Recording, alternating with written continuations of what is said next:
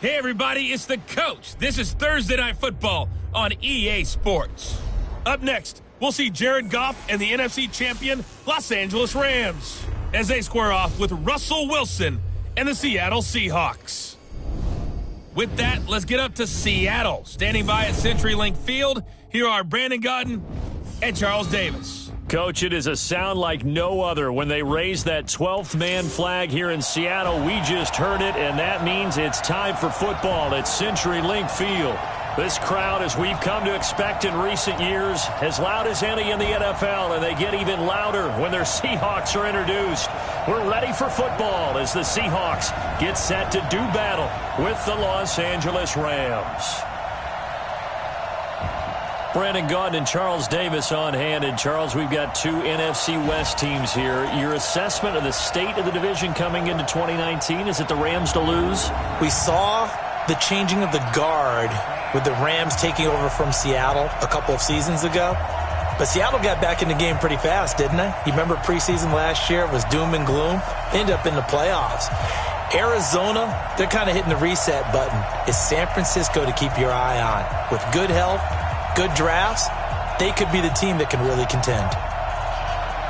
Seems like we were just starting training camp, but here we are in October, and off we go on EA Sports. This will be taken in at the 1. And not a bad return here. He gets it out to the 25-yard line. The LA Rams taking the field here. There's Jared Goff. He'll be under center for the 3-0 Rams, who beat Cleveland last week 20-13. And Jared Goff, 2 touchdowns, 2 interceptions in that game. He also had a fumble, but he did lead him to the victory. And they're going to need him because, gosh, in that game, Todd Gurley just 43 yards rushing. Yeah, and they keep talking about he's healthy, everything's okay, but the numbers don't really support that overall.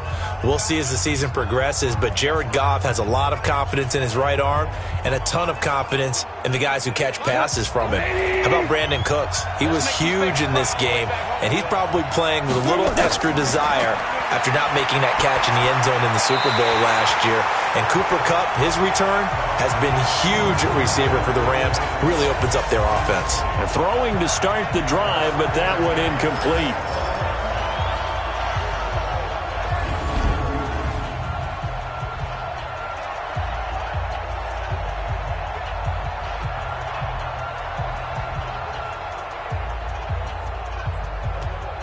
An incomplete pass leads to 2nd and 10 from the 25.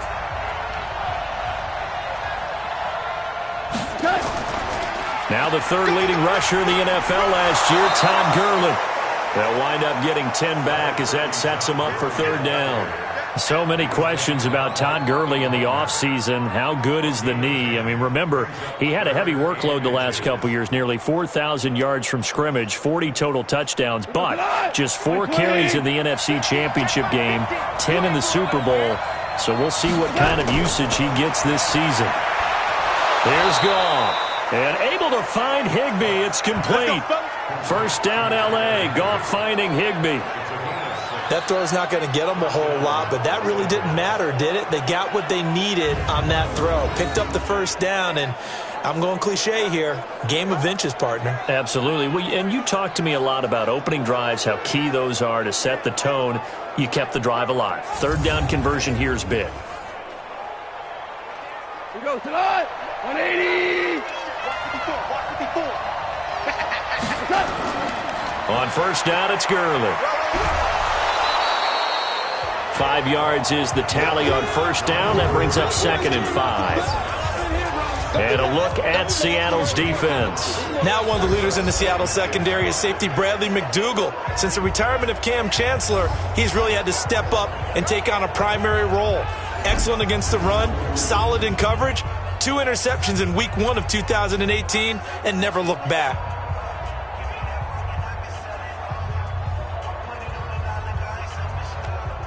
After the pickup of 5, here's 2nd and 5.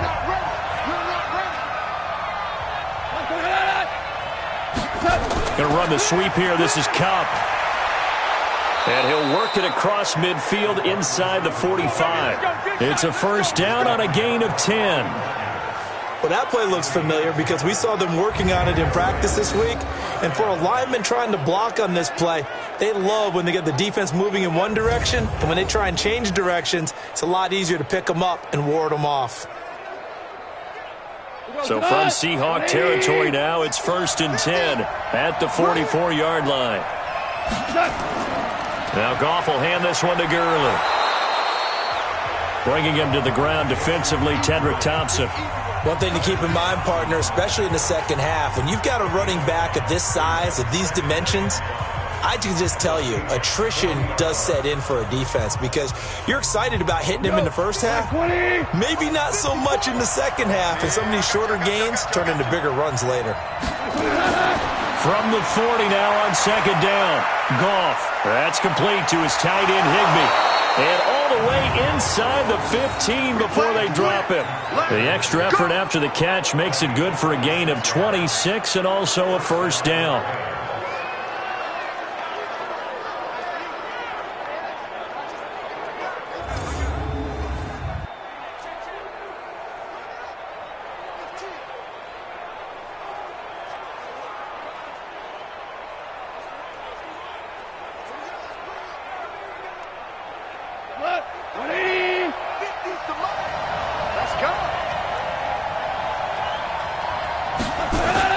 Goff going to hand it to Gurley. Showed off the toughness, but still corralled shy of the 5 at the 6. 7 yards on the pickup there, and it'll leave him with a 2nd and 3. The impressive opening drive continues, and just space being created by those guys up front. We're seeing this the same way, aren't we? We are seeing an offensive line, as this game gets started, as it starts to unfold, that they are dominating the line of scrimmage. Throwing on 2nd and 3. Goff, and he's going to take this one in for a Rams touchdown. From 6 yards away. And they are able to strike first here on their opening drive. They got to love that. 9-play drive results in 6 points. That means they're doing the dictating. That means that they've described how the game's going to go. They're playing at their tempo, at their pace. If you're on the other side of the ball, if you're playing defense, defense is not methodical. They've got to go in there and shake things up and create a little havoc. Now Greg Zuerlein on for the extra point. It's up, it's good, and the Rams take a 7-0 lead. So a nice drive put together there. They go 75 yards in 9 plays. And the result for the Rams, a touchdown.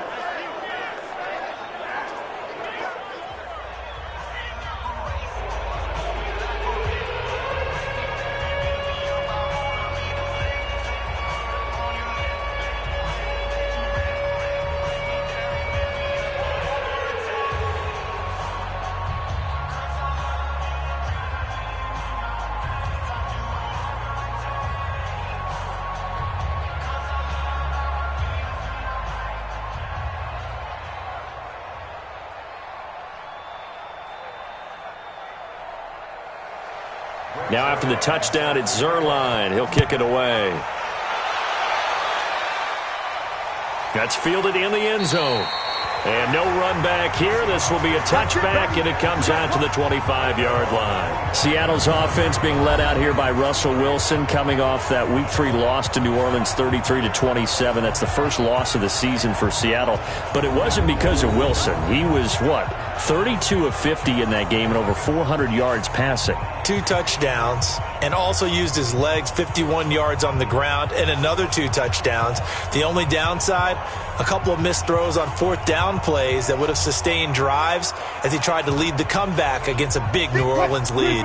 Wilson and the Seahawks take over now, 1st and 10 at their 25-yard line. Here's the second-year man from San Diego State, Rashad Penny. And not much to speak of. Call it a 1-yard gain up to the 26.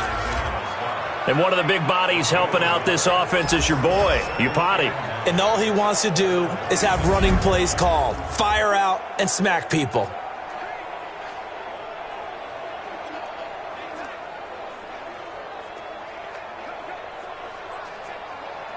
Here's 2nd and 9, just a yard on that last run. Here we go. Check. Crunch. The This is Chris Carson, 1,000-yard rusher a year ago. A good run as he works his way for 9 that time, and it'll leave him with a third and just a few inches. You know what really fires up offensive linemen? When the guy that is carrying the ball behind them can create his own space and break a tackle along the way.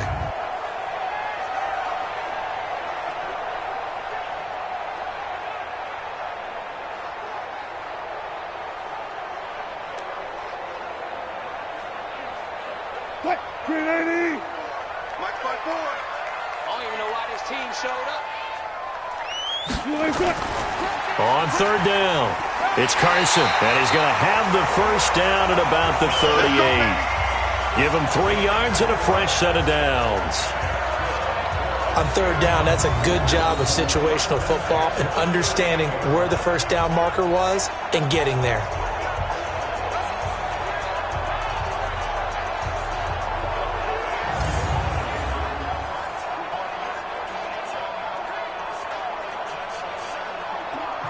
So here's a 1st and 10 at the 38. Watch the run, watch the run, watch the run. It's caught. Lockett. The completion good for 3, and it's 2nd down. The starters on defense here for Los Angeles. All right, partner, turn the house lights down. Turn the spotlight on bright. There he is, the best defender in the NFL today.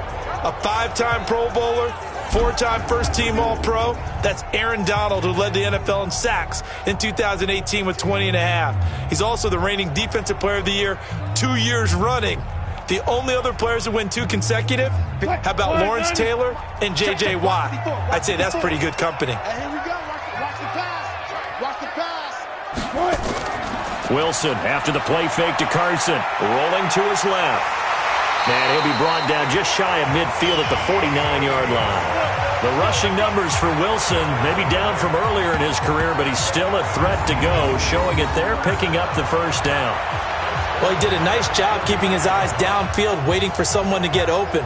But once the pressure forced his eyes down to see the rush, it was time to make a break for it. Mike 280. Mike 54. Oh, yeah, I'm coming. Oh, yeah, I'm coming. On first down, Wilson. He's got a man on the crossing route. That's Moore. And he'll go down, but not before getting this inside the 30. A good pickup there of 22.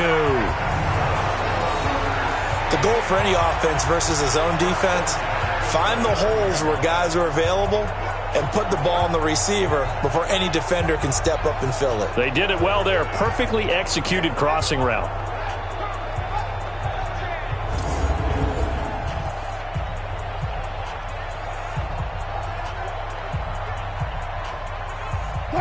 So from Rams territory now, it's 1st and 10 as they're down to the 29-yard line.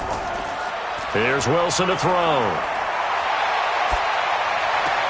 He'll find Ballore out of the backfield. And he'll go down here right around the 23-yard line. I have no crystal ball up here. I can't truly see into the future. But if they don't start getting some pressure on him, make him move around a little bit and do something with the receivers, change up their timing, they're just going to get shredded as we've seen so far. Right now, they're off to a blazing start. Yeah, and you are right. He looks way too comfortable back there in the pocket. Yeah, there shouldn't be a pillow back there for him, all right? As a defensive guy, they've got to dump him on his backside a few times, shake things up. Yeah, they're going to need an in-drive adjustment here on this first series.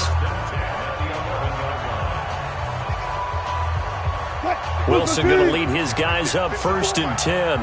And he's 4 for 4 now, throwing the ball to start the drive. To throw again is Wilson. Sliding out of the pocket. And avoids the contact by sliding. Nice work to get 7 out of that, and it's 2nd down. Partner, he was going through his progressions. Not there, not there. After about the 3rd one, he decided he better pull it down and run for it. And he slides down and avoids the hit for good measure. 315. No gain on this defense. No gain. On 2nd down now, it's Carson. And he's across the chalk into the end zone. Touchdown, Seahawks. Taking it in from 4 yards out as his guys are on the board here in this first quarter. I know the play ends up in the end zone with one person carrying the ball, but how about that big mass of humanity that guided him to that spot? Yeah, they got there, but I love the dive. Always a fan of the dive.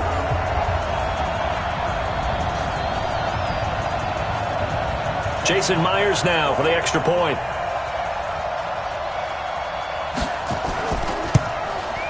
It's good, and we're all tied at 7 apiece.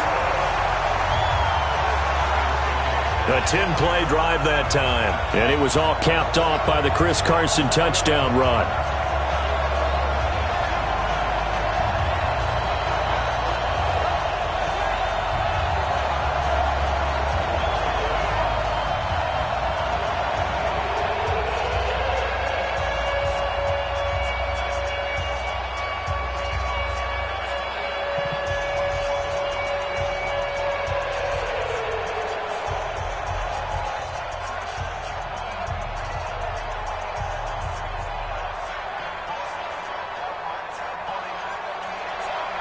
Each team's had it. Each team has scored. 7-7 here as the kick's away.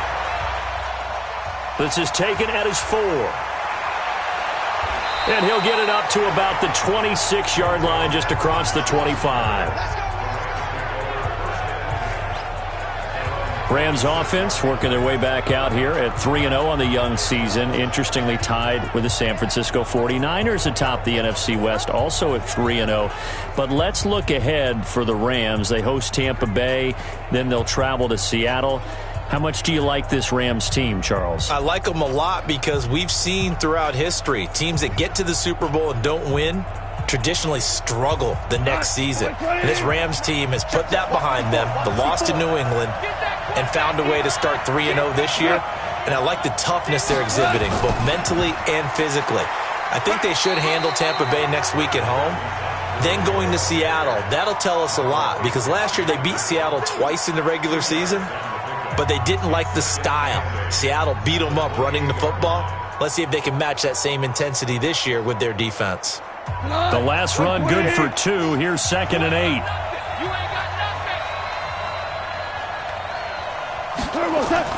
Goff turns and gives to Gurley. And not much. Maybe a yard up to the 29. They follow up the gain of 2 with a gain of 1 that time. Back-to-back runs, I'd say that encompassed maximum effort for minimal gain. Minimal yardage, and now they're going to need something more than minimal on this play coming up. It'll be a nickel look here for the Seahawks on 3rd down. From the gun, here's Goff. They got a man. It's Woods. It's a gain of 11 and a 1st down, L.A. Woods coming off by far the best year of his career. 86 catches, over 1,200 yards. Now he's hoping to build on that, but well, he was a key cog in the wheel that took them to the Super Bowl last season.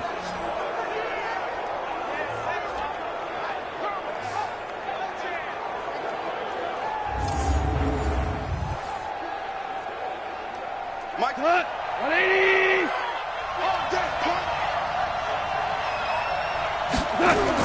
A play fake to Gurley. Now gone. Pressure comes. He's taken down by the Seahawk defense. With a sack, it's Ziggy Ansah.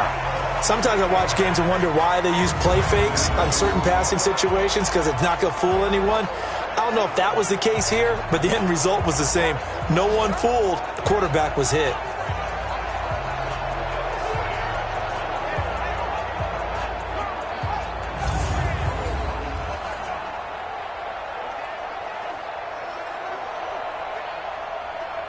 Got to imagine the pass rush will be equally intense here on 2nd down following the sack. It's 2nd and 18.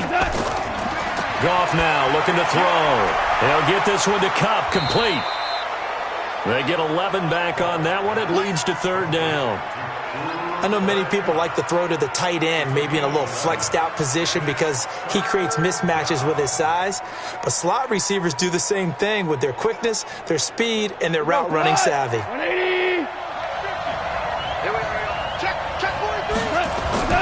Throwing on 3rd. Goff. Now that'll be caught by Kupp. They stop him for only 3 that time, and that'll bring up 4th down. Receivers love having the reputation of being go-to guys on 3rd down, and he was fighting like he really wanted to have that reputation, didn't he? I mean, he came very close to making that a 1st down. Broke the 1 tackle, but couldn't spring himself free. The 4-time All-Pro Johnny Hekker is on to punt for L.A. Back deep for the Seahawks, Tyler Lockett.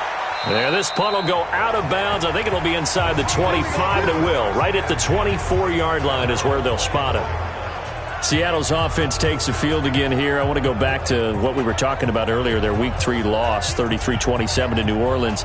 Chris Carson, he fumbled and lost a fumble in this game. That is the 3rd straight game that he's done that, CD. He's got to protect the football a bit better. He was a 1,000-yard rusher last year, and for Seattle's offense to really roll, he's going to be a big part of it with the running game. But if he's putting the ball on the turf, that's not going to help at all. In addition, the offense was just 1 of 4 on 4th down. So Pete Carroll, their head coach, likes to be aggressive.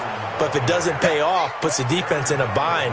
And to add injury to insult, the insult being the loss, Coach Pete Carroll was hit in the face by a football during pregame warm-ups. They had to patch up his nose that he had to deal with during that game as well. So all in all, a lost day for the head coach and his Hawks. And they'll try to get back in the winning side this week. They travel to Arizona, and then they host the Rams in Week 5. Now left side, a completion to his tight end. And he'll be taken down, but not before they work it across midfield. 27 yards there, a 1st down. There are so many things to watch for when you play defense. And reading your keys, you always hear about that, and having your eyes in the right place. Sometimes your eyes can fool you. How about that play action there? And it sprang the big guy, didn't it? Able to dump it over the top to him.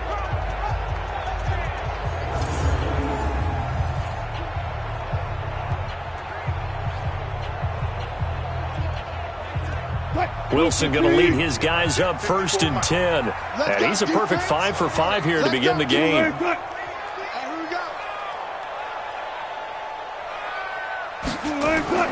Out of the gun, here's Wilson. Toward the center of the field, but it's incomplete. I know coaches tell us all the time that having a powerful arm isn't the #1 thing they look for in a quarterback. But when you're trying to throw inside routes and you need to put some heat on it, it helps to have the big gun. In this case, just a little bit too much. So after the incompletion on 1st, now 2nd and 10. Here's Carson. And they'll get this just to the 47, 1-yard gain. That didn't appear to be a run blitz. He just darted in once he saw the run develop. That appeared to be a case of see ball, get ball. They'll need to get this to the 38. That's where the 1st down marker is here on 3rd. Play action. Now Wilson. And that is incomplete.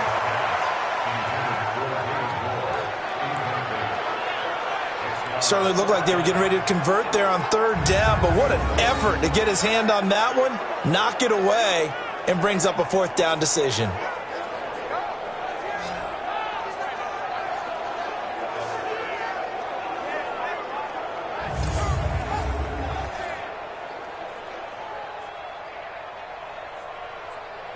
Fourth down, and out is the all-pro punter from a year ago, Michael Dixon, to punt for Seattle.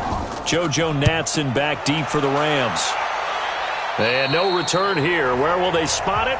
They say just outside the 20-yard line.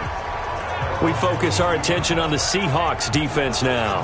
And as we're going to see right here, they have been laying some pretty electrifying hits in this one. And these are for real. Okay, as you watch, think about putting yourself in that spot, about being the ball carrier or the receiver. I don't want to. And then taking that shot, it is something else. It's not like when we were watching that video clip where they showed you how they make sounds for movies. This is for real.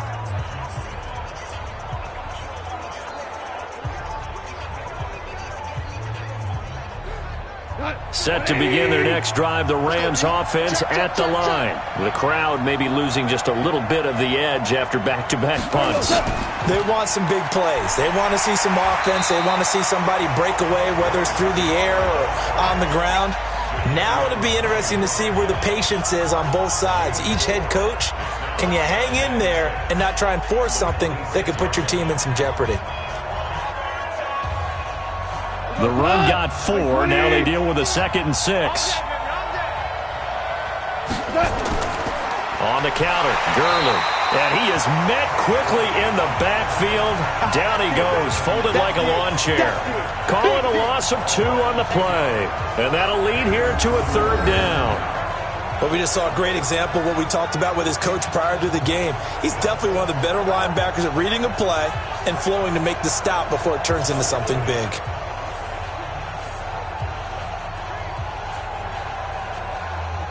And on 3rd down, a nickel formation here defensively. A shotgun snap for Goff. And the throw there going to be incomplete.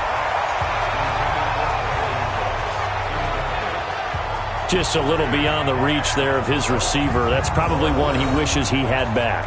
He wishes it had been 7-on-7 in practice, or maybe even routes versus air, because that's a completion he makes, 9.9 times out of 10? Just missed that one. Here's Johnny Hekker now, as he'll punt it away for the 2nd time. And he gets this away, and look at this. This is a good one. And that'll hit at the 5 and go into the end zone for a touchback. Here we go. The Seattle offense now set to come back out on the field and hoping to do better than they did their last possession when they punted the football. Appeal to the vanity of your offensive line. Tell them that they control your fate.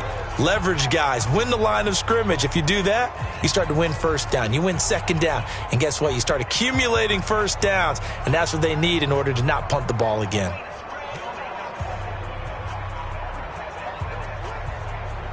Wilson and the Seahawks take over now 1st and 10 at their own 20-yard line. They'll start out on the ground with Carson. And he is brought down at the 22 after a gain of 2, and it brings up 2nd down. They tried a quick hitter inside, but that one was swallowed up because what they're hoping, those big defensive linemen will take the bait and move laterally and open up a crease that they can run through. Didn't happen on that play. From the 22, here's 2nd and 8. To throw is Wilson. He gets it to his running back, Rashad Penny. I know most of the time when the ball's in the air, you're thinking wide receiver, tight end, but running backs, they can be a big part of any passing offense nowadays. The Rams calling on their nickel set here defensively for 3rd down. From the gun, it's Wilson. He'll buy some time right. He can run for it, and he will. And he gets it to the 32. Good enough for a 1st down. A good decision in the end to pull it and run. Gets him 9 yards and a 1st. Someone knew exactly where he needed to get to pick up that 1st down. Now, I'm not so sure about the technique in getting there, but he went for it, and he got it. Exactly. He knew where he needed to get, because remember, if he slides, when that derriere dips, if you will, that play's over. The derriere dips, I like that one. Yeah, been working on it for a little bit.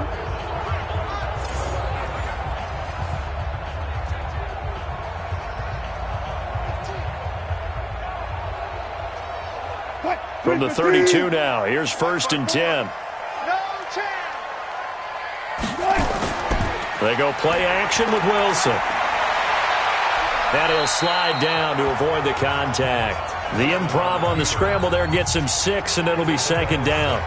Now, that was not a bad scramble there on 1st down. He didn't force it, nor did he throw it away. He was able to take off, and now he made it a very manageable 2nd and short.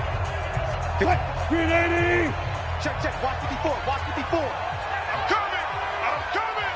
I'm coming! On 2nd down, it's Carson. And tackled down after a gain of 3. Leaves him with 1 yard to go on 3rd down.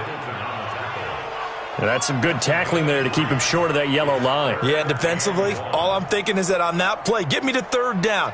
Get me into a position where I can make one more play and get my defense off the field. Mike 54. Man, I got you. Man, I got you.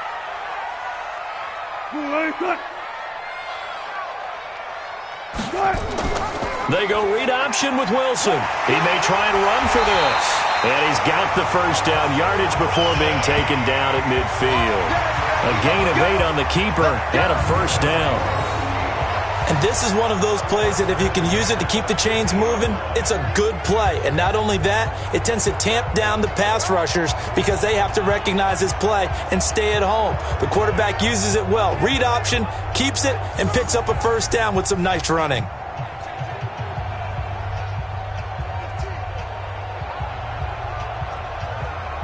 Check right 54. Right 54.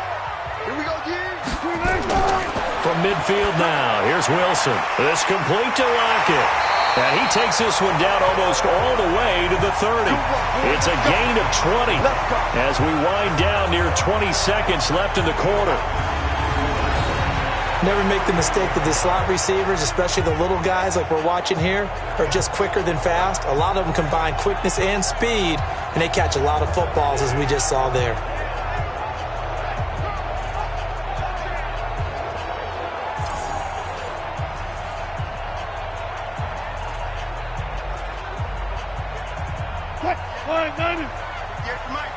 Watch the screen, watch the screen, watch the screen. On 1st and 10, it's Wilson. That's complete to Disley, the tight end. And he'll be taken down as that will take us to the end of the first quarter of play. These two teams all tied after one. Second quarter now from Seattle, and it is the Seahawks with the football here as they've got it with a 2nd and 3 forthcoming.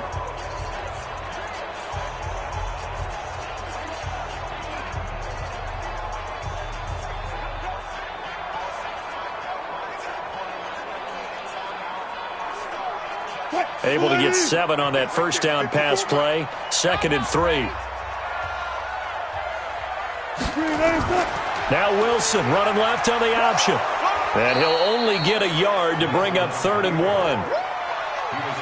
Typically on the read option play, when we talk about responsibilities, we're talking about what the quarterback has to go through. How about the inside linebacker, though? His job on this play, shadow the quarterback and hold him to a short gain. Did it to perfection. Play number 9 set to come here on the drive on 3rd and 2. They run it with Carson. Well, this is going to depend on the spot, but it's not a very generous one. He looks to be about a yard or so short. He needed 2, he got 1, and that's going to leave him with 4th down and a yard. I know that speed is the hallmark of today's NFL game, but the key to good rushing defense is still having your linebackers set the edge.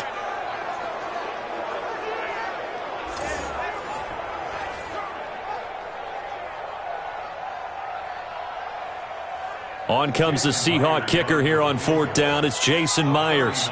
From the left hash, this from 39. And Myers able to knock it through. And they take the lead here now at 10-7.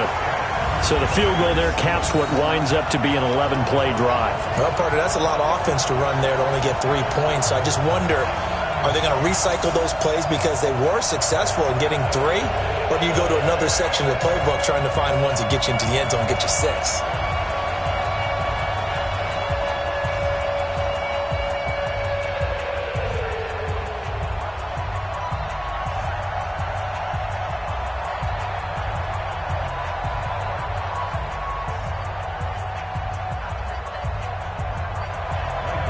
The kickoff team on the field now as they will send this one away. This is fielded a couple yards deep. And he'll wind up about 4 yards shy of where he would have been if he had taken a knee, as they'll start at the 21-yard line. And we move to spotlighting Brandon Cooks. Looking down at the stats here, realizing he has no catches. They've targeted him twice, but no catches. So how do they get him more involved, Charles?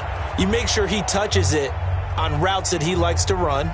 Maybe even run a reverse or some type of a jet sweep so he gets his hands on the ball and get him active and involved in the game.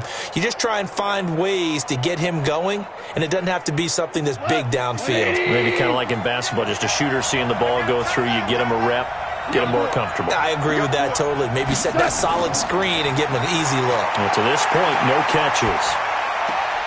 Here's a throw, complete right side to start things out. Just a yard on the catch there. It'll be 2nd and 9. And, partner, I think that's a great example that not all tight ends are created equal, because everything was right. Got the completion, but he's not one of the more dynamic guys in the league. So even though he caught it, couldn't turn it into much more. They only got a yard out of that last completion, and that makes this 2nd and 9. Now Goff under a heavy rush, and down he goes. Unable to stop KJ right there as he slips by for the sack. Brandon, if I'm an offensive coordinator and I see an all-out rush like that, I file it away because I'm going to use their aggressiveness against them as this game goes on. I'm going to hit them with a screen soon.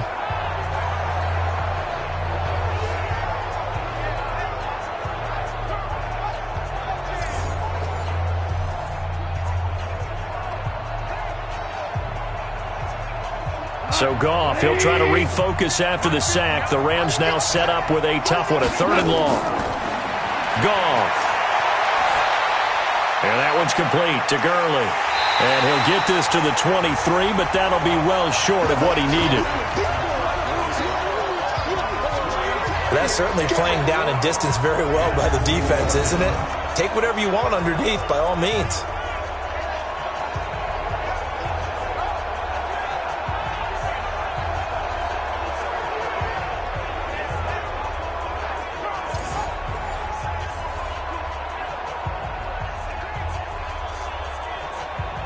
Here's Johnny Hacker now as he's on to punt for L.A. He's been a busy man here in this first half as he gets it away. 51 yards on the punt there. And it'll be Seahawk football, 1st and 10. Chris Carson trotting back out there. He's hoping to get it going. They're hoping to get him going, too. You know, he's about ready to pop one here in the 2nd quarter. He's hoping. And his offensive line teammates, they want to get one of those too because they want to continue to run the football. Most offensive linemen like that part of the game better than pass protection because they're not taking blows, they're actually dealing them out. So what they want to do is show the coaches, hey, if we pop one, we're having success. That way they won't go away from the running game. He'll be hoping to pop one, break one here this go-around. Now Wilson. And he will find his man on the end route, complete. And he gets this one just shy of the 40. They'll mark him down at the 39. 1st down, Seattle, 16 yards the gain there. And when you're playing a quarterback with some experience and some moxie, you enter the danger zone when you decide to blitz him because if he's able to diagnose as he did on that play, he can hurt you downfield. He reads defenses so well, doesn't he? He really does, and the best part about that play for him, I don't think that was his primary target. I don't think so either. I think he had the read, figured out where the blitz was coming from, and went to a secondary target for a really nice game. Now Wilson on 1st down. And that is incomplete. He couldn't hold on through the contact. Brings up 2nd down. With that incompletion, we step league-wide for a second. I want to discuss Saquon Barkley's injury. Obviously, that hurts the Giants, who are having a quarterback change. And, look, Daniel Jones looked good, but they're going to need Saquon Barkley in that backfield. In a big way. Not just as a runner, obviously, but his ability to catch the ball in the backfield, make plays in open space. 4 to 8 weeks with a high ankle sprain. Horrible news, not just for the Giants, but how about fantasy football teams? All right, if you've got Saquon Barkley, many of you selected him at number 1 in your draft. Now he's going to be out for a decent portion of the season. You better hit your waiver wire and get Wayne Gallman quickly.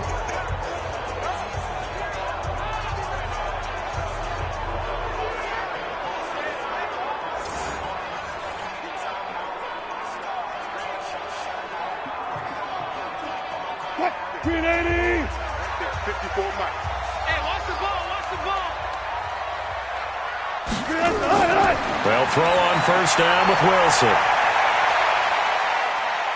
He's got the 1st down and more inside the 40. Able to make something out of nothing there. 17 yards and a 1st down. Well, that was man coverage. So once he decides to run with the football, there's no one to account for him, and he turns it into a nice gain.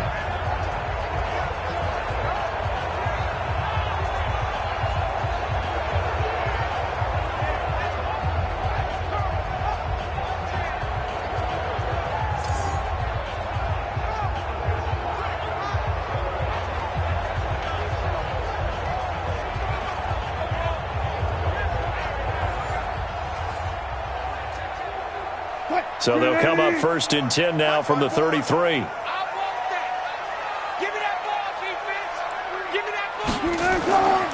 This is Carson. Corey Littleton there on the tackle. I call that play a success. A nice inside run sets up a very manageable second down. A very solid gain on that play. Following the pickup of 4, here's 2nd and 6. Now it's Carson. And he'll be a couple yards shy of the red zone here at the 22-yard line. That one, a first down pickup of 8. But they're getting ready to go to work now in prime real estate after that last run. Found his spot and picked up nice yardage, didn't he? And now he's got him knocking on the door of the red zone.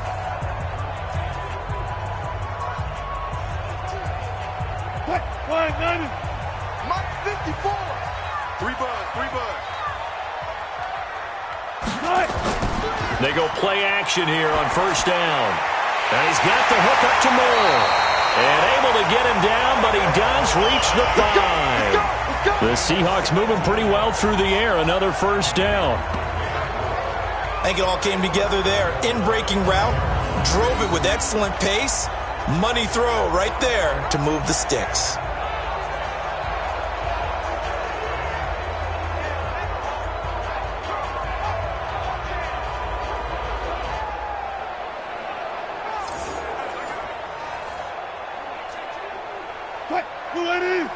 Check Mike 54.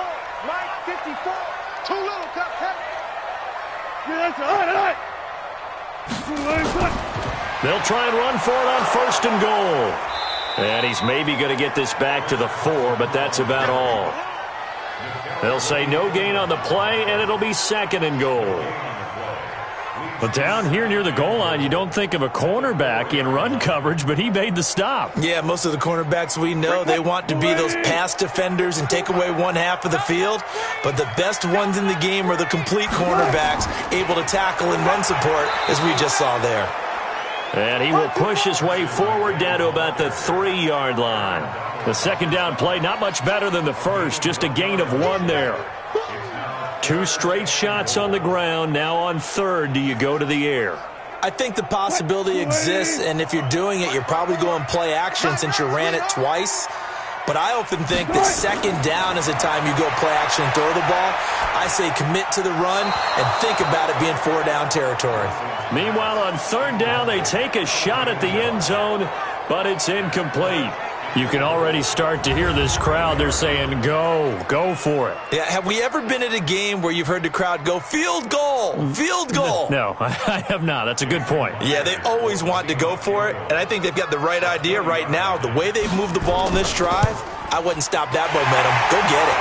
Myers' kick is good, and the lead stretches to 6 here. It's 13-7. No problems in the field goal department so far. He's 2 for 2. Pretty reliable here in this game, isn't he? And to me, that bodes well for them. If they need him late in the game, his confidence should be sky high.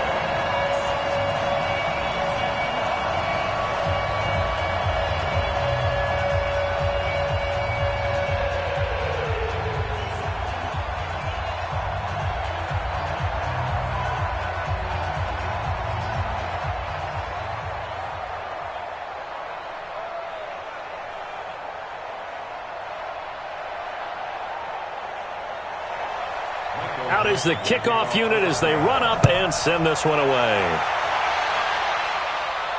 That's fielded in the end zone. And he won't return this one. He'll go down to a knee, and they'll start at the 25. Todd Gurley and the Rams offense set to take over. He's been good. They've utilized him well, but they're losing here in the second quarter. What might they change offensively? I think that what you try and do is expand how you get the ball to him a little bit. Get him out in open space, maybe swing the ball to him. What's that they used to call it in the West Coast offense, the long handoff? Yeah. Serve as your running play that way, as well as continue to feed him the football. Some of these runs now may pop bigger later in the game because of the effects of running it. Sometimes people, after a while, they don't want to tackle him anymore, or they get tired, or they get out of position, or he runs through tackles. Continue to feed him the ball. He's having that kind of game. Yeah, might they get him the ball in some space in some different ways here. Now, the first play of the drive there is incomplete. Okay, I got a quick tangent for us here, Charles. Let's look at the teams that have not yet won in the NFL, the 0-3 teams, the Jets, Dolphins, Bengals, Steelers, and Broncos. Who do you think is the first to get off the schneid? Well, when you look at it, who has the open week? Who's safe? The Jets? The Jets, yeah, they don't play anybody, so they're not going to win this week. I think the Bengals and Steelers, they play each other. Yep. So I think the Steelers beat the Bengals and get off the schneid. They're the team that I'm looking at closest and having the best opportunity to get it done. How about Denver hosting Jacksonville? A possibility there for the Broncos, right? Definitely a possibility, but I like the way that Jacksonville comes into this game. A big win on Thursday night at home against Tennessee and riding their hot rookie quarterback Gardner Minshew, and their defense looked ferocious again.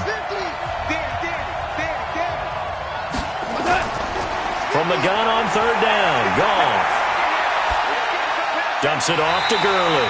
And he's going to be brought down short of the first at about the 31-yard line. They'll give him 8 on the play, and that's going to bring up a 4th down. Everyone's got to be able to catch the football. Doesn't matter what position you play, but if you're on offense, be aware a ball may come your way.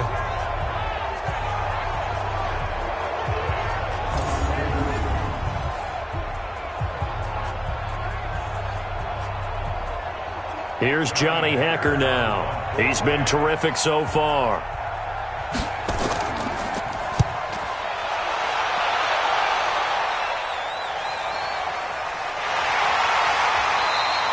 It'll be a 51-yard punt that time. And the offense will take over with a new set of downs. The Seattle now ready to march out of the field.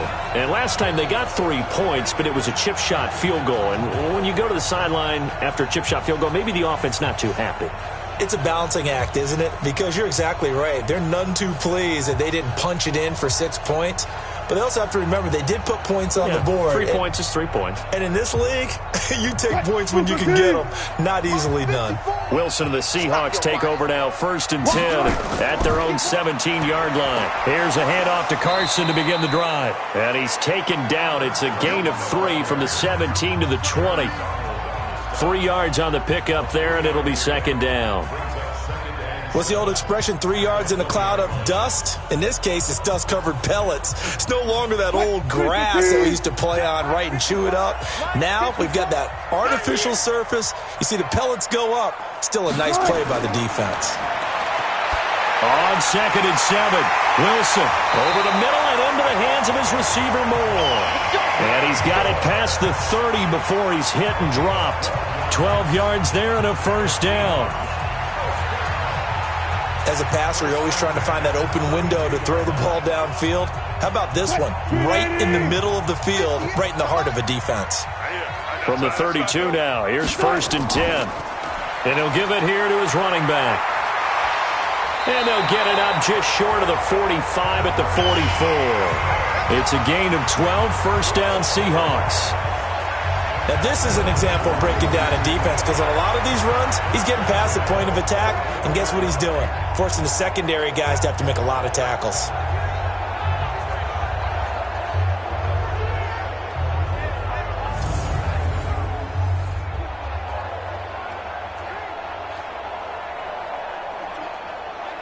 Grenade! Right there, 54 Mike. Go, go, go! Wilson after the play fake to Carson. And the Rams got him. They bring him down. Credit that sack to Dante Fowler Jr. And plays like that really hurt play calling. They had a really nice gain on the previous play, but gave about half the yardage back on the sack. Excellent pressure up front. Nowhere to go with the football. Down he goes.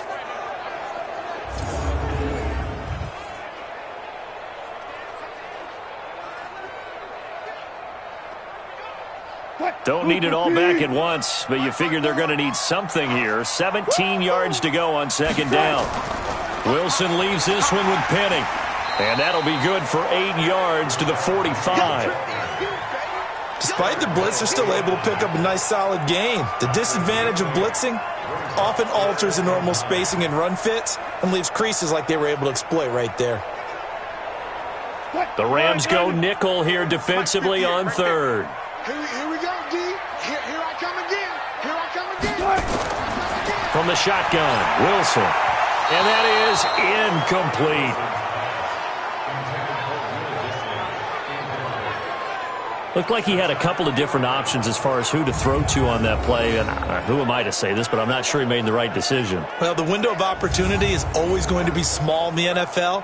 That's why those quarterbacks who make quick decisions and have quick releases have the most success in this league. Now here's Michael Dixon as he'll kick it away for the second time. And out of bounds, sailed over, looked like right near the pylon. This one's going to be perfect. Directional kicking at its finest, right down at the 1-yard line. That is how you flip field position. That's an absolute bomb of a punt. Downs it inside the 5-yard line. Absolutely ideal. From that position, you're hoping to get it down inside the 15, inside the 5. Superb.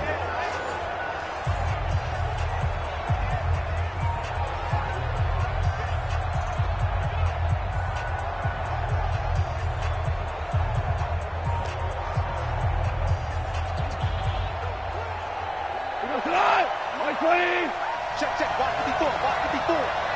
Crunch time, defense. They'll try and start the drive with Gurley.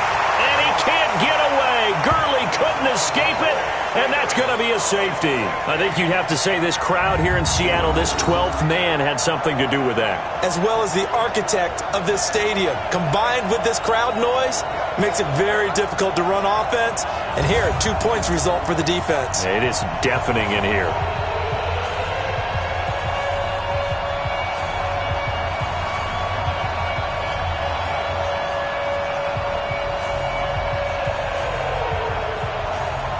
Zerline out now to kick this one away.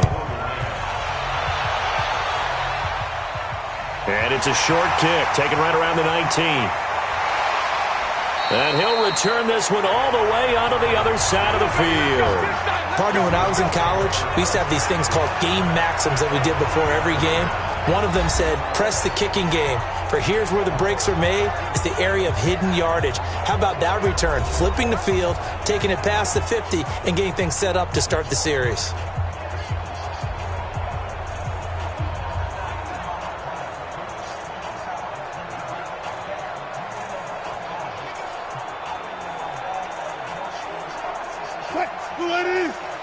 Mike 54. Watch the backer. Throwing now, Wilson on first down. To the right side, and he's got more complete. 11 yards there and a first down for Seattle. To win any route, you've got to break down the defender, and that's exactly what happened here on this really nicely executed curl route. So here's a 1st and 10 at the 38. Check. Wilson operating from the gun. Short throw to Disley. 7 yards, the pickup on the pitch and catch. One thing you're hoping for when you run drag routes, you're able to hit a receiver in stride, and he can pick up a lot of yardage after the catch. But in this situation, the defense was effective, able to stop him before you get a good head of steam going. Able to get 7 on that first down pass play. 2nd and 3. From the gun, a give to Penny. And they'll get this one down to about the 20-yard line. 11 yards there, first down. Would you say this offense is locked in right now? They're having no trouble on this drive. What is it, 3 plays, 3 first downs? Yeah, you talk about on the march. They keep this up, they'll get to that end zone real fast.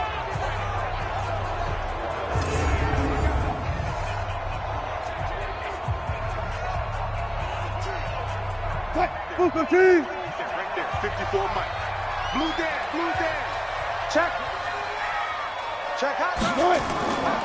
On first down, Carson. And that one blown up quickly as he's going to be stopped before he could even get started. That'll set him back with a loss of 3 on the play. And that'll make this a 2nd and 13. The evolution of Clay Matthews as a player, it's just one that they're going to end up writing books about. He didn't even start until his senior year at USC. He didn't start in high school. And now he's at all-pro level in the NFL. How about the play he just made there? And he has certainly made a name for himself. William Clay Matthews III. On 2nd down, here's Penny. And he's going to get this one down inside the 15. 9 good yards there on the run, and now third down. And there we saw one of the downsides of blitzing during a rundown, because sometimes you get out of your gaps. You don't fit the run quite as well because you're headed towards the ball carrier with abandon. Go. Go. From the gun on third down, Wilson. He can run for it, and he's going to score. It's a Seahawks touchdown. Taking it in from 14 yards out. And the Seahawks are able to stretch that lead out a bit further. Defensively by now, you know his ability. You know he has it in him to take off and run. Yeah, because they knew coming into this game, but we've already seen examples in this contest that he can run the football. I think they're going to examine different ways to rush him now. Are they going to do it with different lanes? Are they going to use a spy? But they have to come up with options, because right now, he's hurting them.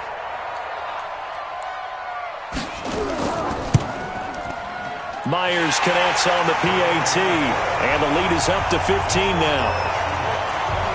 A drive that time of 6 plays, and it was Russell Wilson finishing things off with a touchdown run.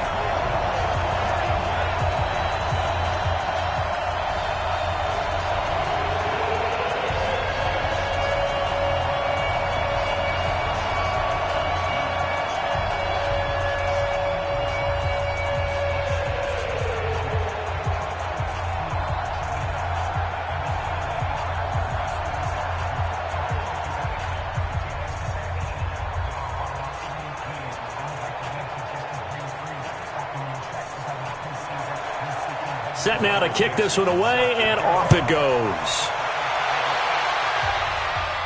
This fielded a few yards into the end zone. And no run back here. This will be a touchback, and it comes out to the 25-yard line. Getting set to go again here on offense, Jared Goff trots back onto the field. A lot of the problems have been on the other side of the ball. Is that frustrating for a quarterback who's been playing well? It is, but there's no way that the best ones let their teammates know that. They actually take it upon themselves and say, okay, I have to do even more, or I need to play better. Maybe even say I put my defense in a bad spot. That's what true leadership shows you. Yeah, well, he doesn't need to change much personally.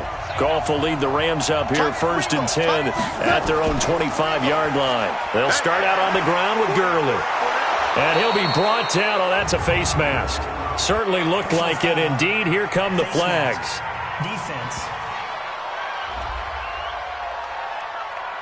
Officials so cognizant of that call nowadays, but that would look pretty easy. Yeah, you're right. They took out of their hands having to wonder whether it's a 5-yard or a 15-yard inadvertent or not. Now, it's a lot easier. You see it, you call it.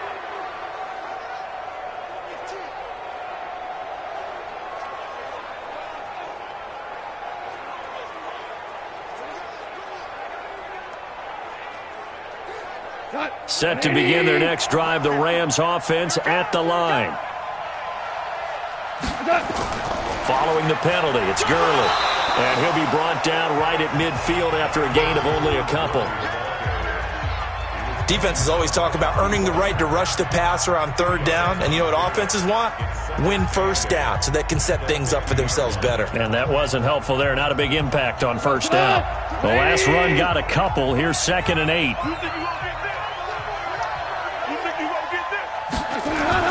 From the 50, it's Goff. And they will not get the connection there. It's incomplete. It's been my observation there's been a nice variety of play calling defensively. You and I often talk about an offense's ability to keep a defense off balance with what they're doing. I think the converse has been true in this game. Yeah, I think you're right. They seem to have gone off tendency quite a bit, but only the 2nd quarter, a lot of time to change things. Throwing on 3rd, Goff. And that will be incomplete.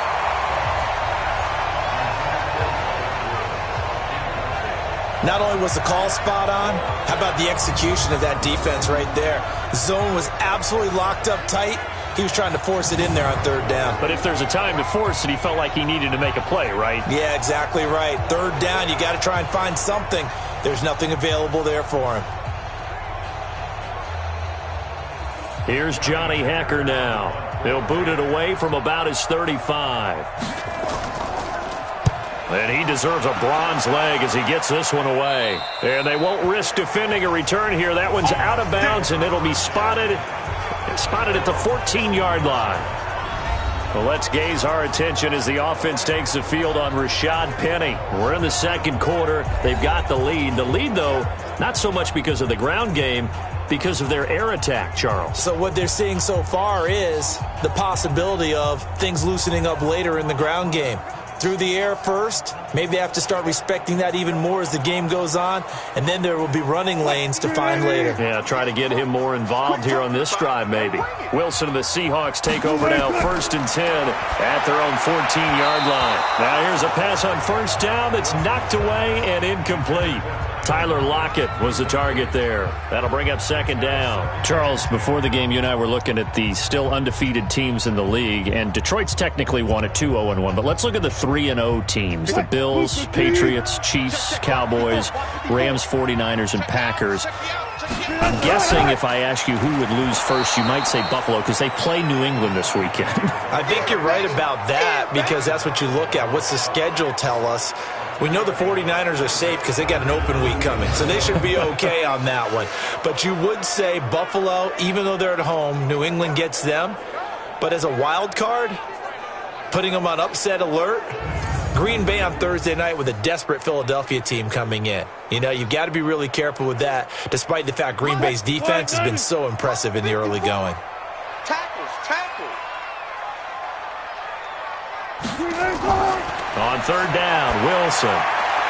Wide open receiver complete. And he's taken down, but not before he gets this across the 25-yard line.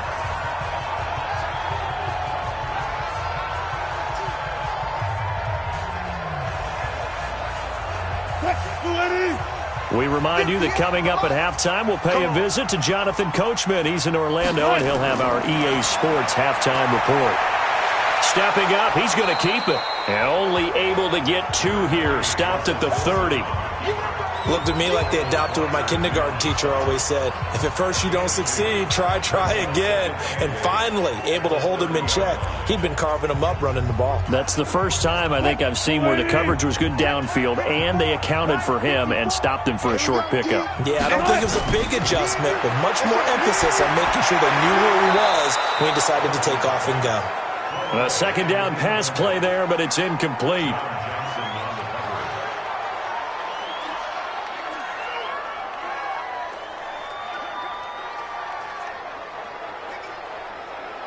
And the Seahawks on 3rd down. 5 out of 9 thus far. This is 3rd and 8. Out of the gun. Here's Wilson. And an alley to run. And he slides to avoid the hit. Nothing open downfield. He keeps it himself for 11 and a 1st down. You and I both know most coaches are really fearful about their quarterbacks running with the ball. They don't want them to take that big hit. I don't think they worry about that with Russell Wilson. He's so smart in what he does, and we just saw it there on that scramble.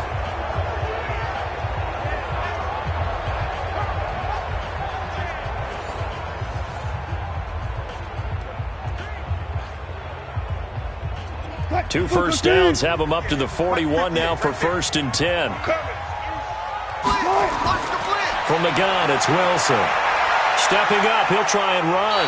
And he will avoid the contact as he slides to a stop. Now the Seahawks going to use the first of their timeouts as they'll stop it with a tick under a minute to go before half.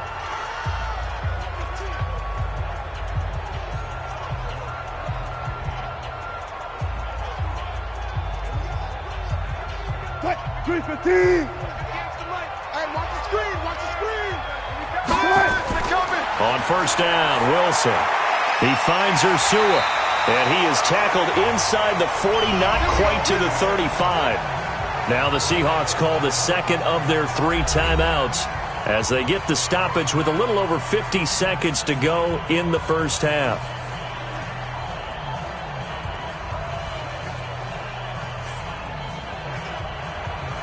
Wilson now closing in on a 200-yard 1st half through the air. It's 1st and 10.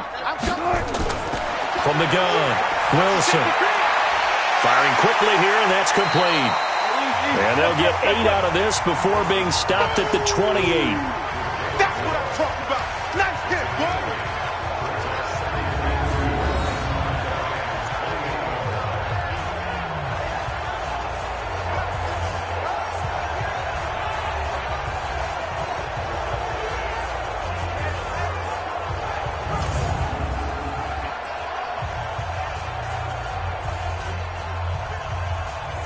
Facing a 2nd and 2 after that last catch, good for 8 yards. Now it's Wilson. And that'll be incomplete. Took a pretty good shot as he tried to pull that one in. Couldn't hang on, 3rd down. That's very well timed there defensively because it's not a bad throw, but the collision came at the exact time he was reaching to bring in the football. Really, really well done. Decent offense, just better defense. I think you're right. After the incompletion, here now, 3rd and 2. Again, Wilson. That's complete to Disley, the tight end. And they are able to stop him, but he does take it all the way to the 2. Now the Seahawks forced to use their 3rd and final timeout as they stop it with 16 seconds to go in half number 1.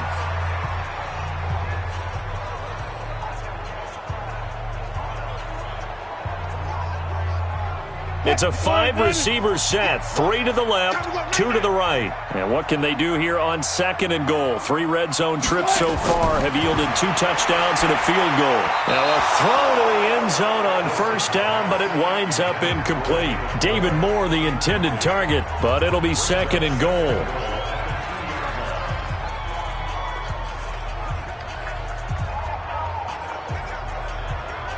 Second and goal, and they will try again from the 2-yard line.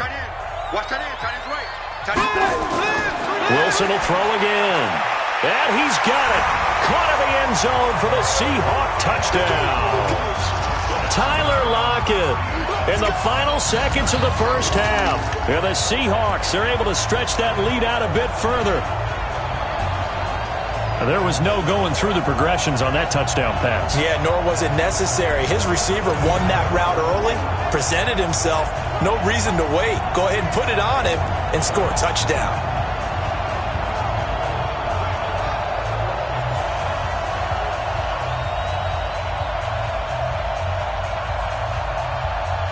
Now Myers for the extra point.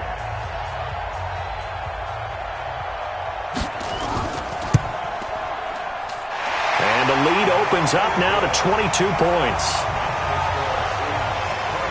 So that drive spans 13 plays. And it all culminates with a Seattle score.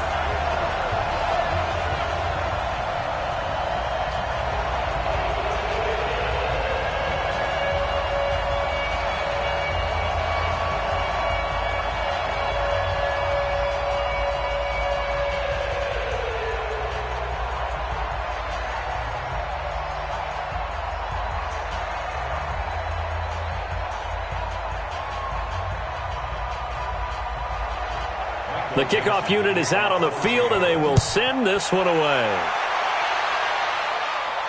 That'll be taken in the end zone.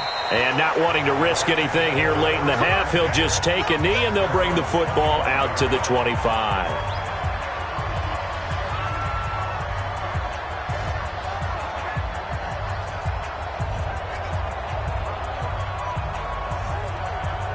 Set to begin their next drive, the Rams offense at the line. These guys had to punt their last possession, and that's become too familiar of a refrain. Too many of these drives just wound up going nowhere. But you know how in baseball, when the pitcher gets a base hit and he's on base, they bring his jacket out to him to keep him warm? A lot of times the punter goes to the sideline, puts on sweatpants or a wrap over his leg to keep it warm. He might need a massage from the trainer right now from all the work he's getting. Set to begin their next drive, the Rams offense at the line. Time here for likely one play, then off to the locker room, and they're going to have some adjustments to make. They certainly will, and I think a lot of people are thinking to themselves, all right, take the knee, get out of here, regroup. But how will the head coach and his staff approach halftime? Will it be angry? Will it be clinical? Will they be calm? Will they just let it all out? Who knows? I'm going to be a fly on the wall for this one, though. Okay, Brandon, thanks very much, and welcome everyone to this abridged version of the EA Sports Halftime Report. This one is maybe not exactly in the bag yet, but there is definitely a big mountain to climb in this third quarter. The teams are already back out there, so let's not waste any time as we'll turn it back over to Brandon Godden. All right, Coach, thank you, and we welcome everyone back for quarter number 3.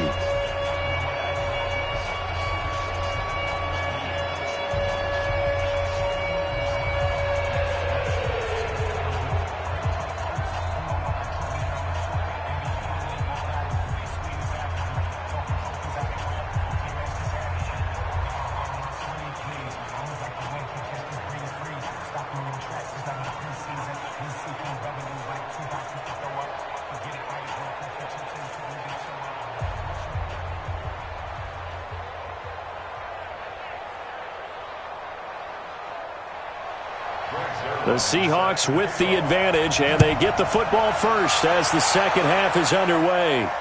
That'll be taken in the end zone. And no run back here. This will be a touchback, and it comes out to the 25-yard line.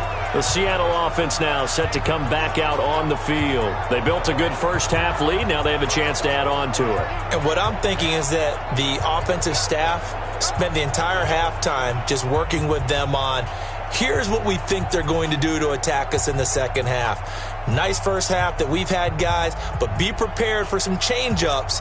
We're going to see them when we kick it off in the second half. See how they handle any adjustments that might be made defensively. Wilson and the Seahawks take over now, 1st and 10 at their 25-yard line. Wilson now off the bootleg. On the move to his left. And he'll slide.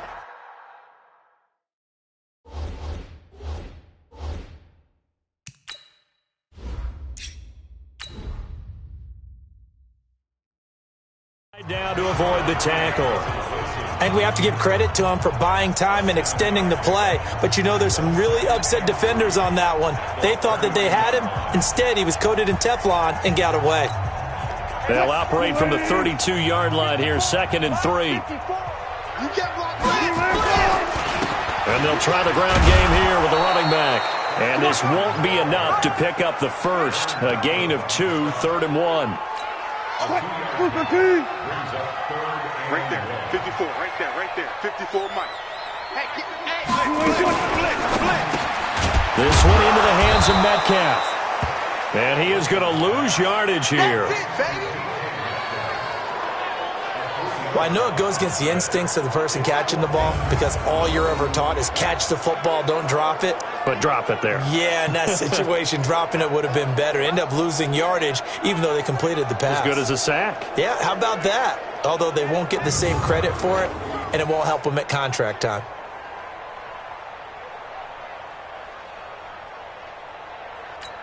Now here's Michael Dixon as he's on to punt for Seattle.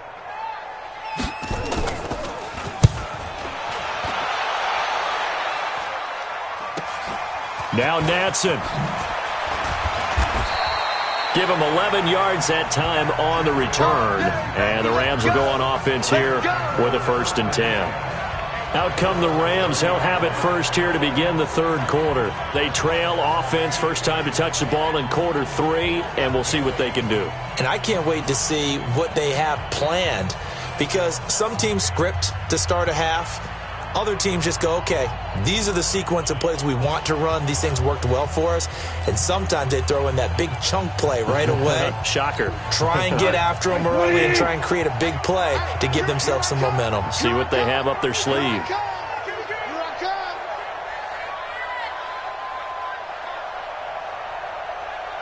We're good. Goff on 1st down. Escaping the pressure right. And he'll avoid the tackle there with a slide. He'll wind up getting 9 after tucking it and running, so it'll leave him with 2nd and a yard.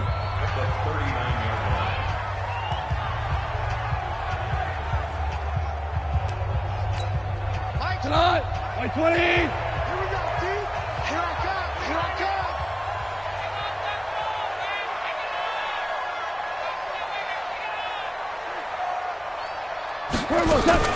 A play fake to Gurley. Now gone.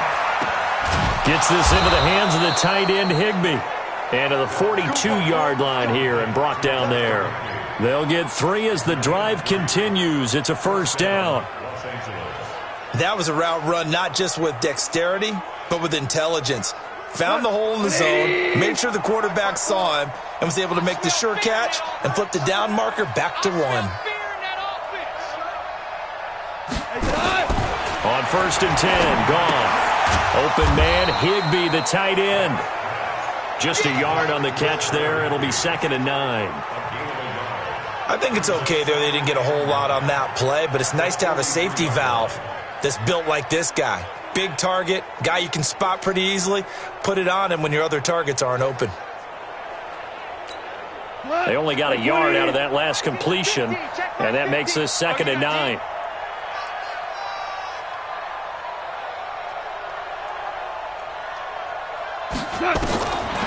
Goff. He's going to dump it off to Gurley. And he'll be taken down, but not before he works it past the 50. It's a first down on a gain of 10. And a nice gain and a broken tackle along the way, and really we shouldn't be surprised, should we? That's what runners do, especially the best ones. They break tackles and gain extra yardage.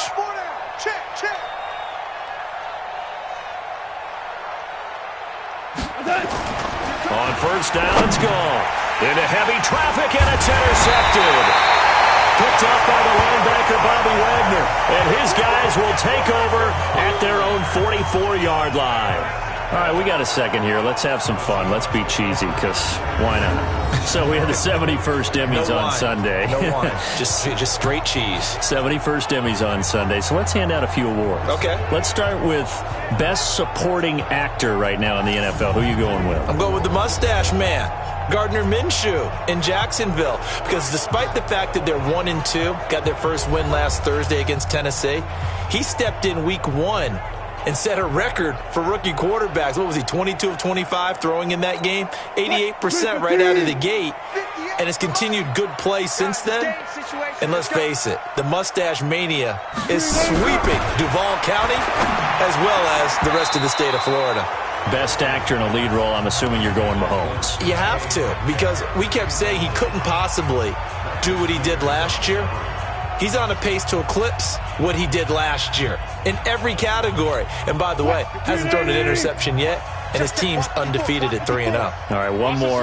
Best director, head coach. Who you got? I'm going to go each conference. And he can't find a receiver, and he's brought down. Samson Abukum able to get in there and drop him behind the line. Like how they've started the third quarter here. They force a punt on the first drive, and after this sack, it looks like they'll be forcing another one as well. Absolutely. Maybe got their second win coming out of the locker room.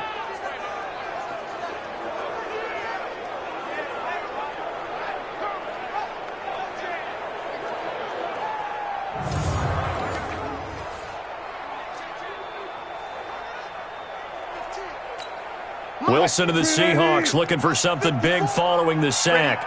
It's 3rd and long here. Here's Wilson. From the gun, he'll throw. He gets it to his running back, Rashad Penny. And they'll get this well past midfield before being stopped just before the 35. It's a gain of 20 and picking up the first. And we see another pitch and catch there to the running back. This position just continues to evolve. They become just as critical to the passing attack as a lot of receivers, tight ends, because their ability to make people miss in the open field can really generate big plays for an offense.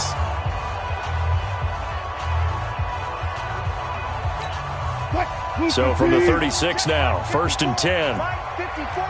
Gotta do better. Penny, a first down carry. And he won't get much. Maybe a couple.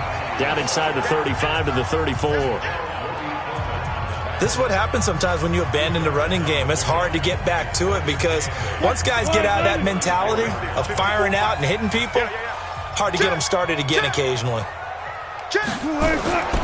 Throwing on 2nd and 8. Wilson, he'll find Metcalf. And he's going to get 7 out of this before being taken down at the 27. And just a small glimpse there as to why they like this rookie so much. And that's why they lit up a little bit in our meetings with the coaching staff, didn't they? Yeah, when we talked about him, they did. Yeah, you know, they like his work ethic. You know, this guy's running every route well in the route tree and getting better at it all the time, really honing his game. They expect a pretty good jump out of him as things continue to move on. On 3rd down, it's Carson, and he won't be close to a first down as he runs into a wall right around the line of scrimmage. Call it no gain that time, and they're going to be left looking up at a 4th and 1. His carries tonight, they're getting up there, so maybe one of those every now and then is understandable. I would agree with that. Understandable every now and then. Sometimes you come back and you fake it to him and go play action, but other times you say, okay, they got him on that one. We'll come back to him in another carry.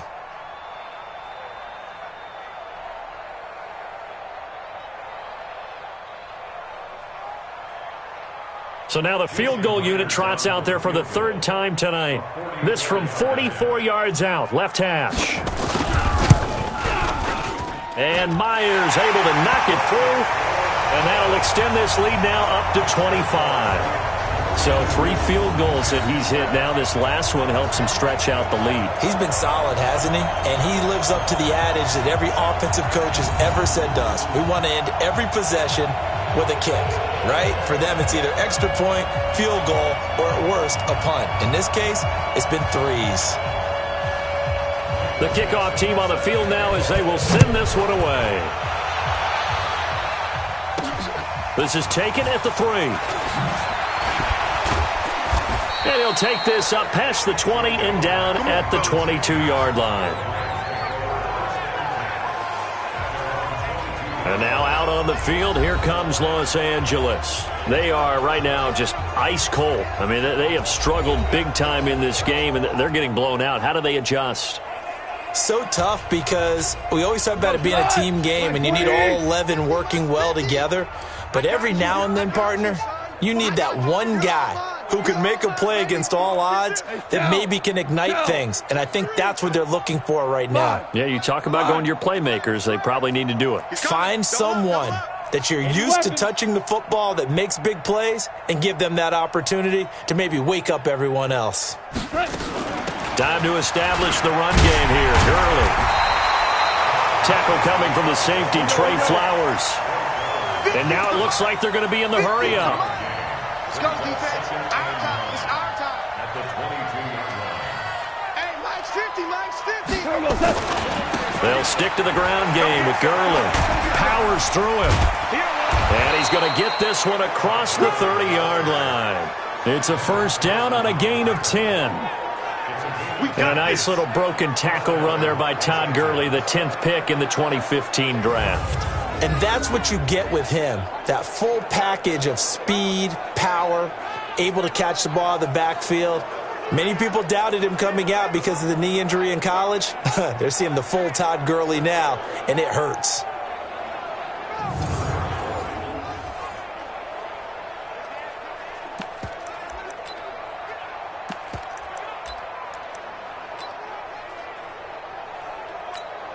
So on the heels of the run by Todd Gurley, another 1st and 10.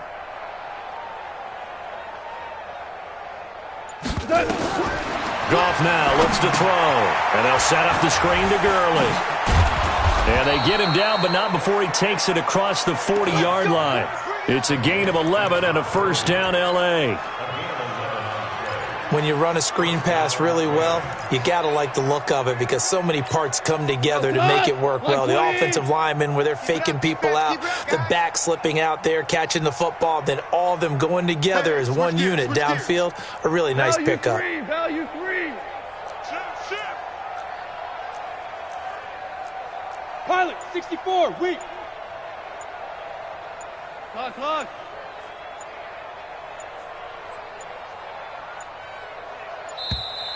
Boy, and now they can't even get a play off. Delay of game, offense. And that'll set them back 5. Keep playing hard. Still first down. Now they need 15 yards on this series after the delay of game. 1st and 15. All day, every day. They'll try a handoff right with Gurley.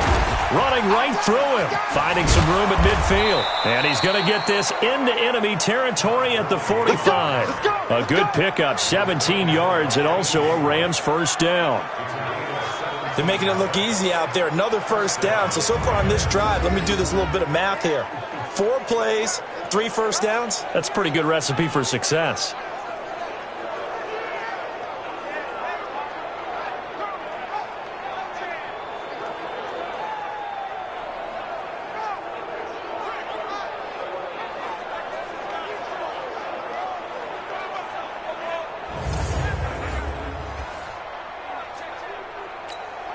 So from Seahawk territory now, it's 1st and 10 at the 45-yard line. 76.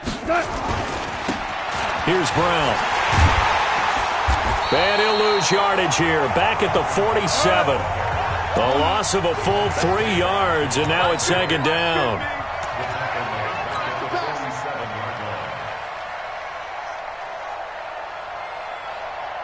Let's go, Mike. 50. Now on 2nd and 13.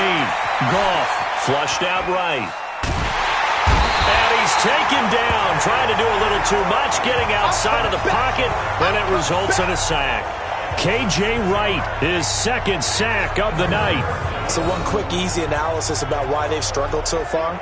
They keep putting themselves in third and long situations. They just took another sack right there. And the offensive film session tomorrow may be a little longer than it normally is. Not a lot of positive grades will be handed out thus far.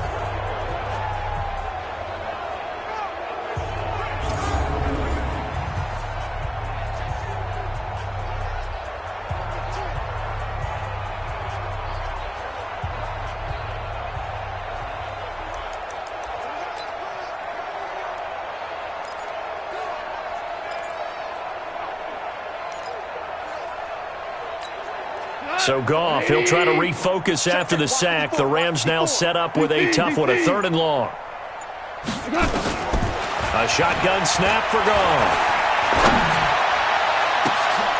And that is caught one-handed. Oh, my, he pulled it in.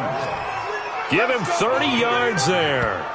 Now, look, you're not going to be able to get this all back at once, but that certainly helps. So you're saying 3 yards in a cloud of dust, not the strategy? I go aerial attack. Yeah, I think that's what has to happen. And if you're going to run it, you need to break off big chunks. We just saw a big play right there. They need plenty of those.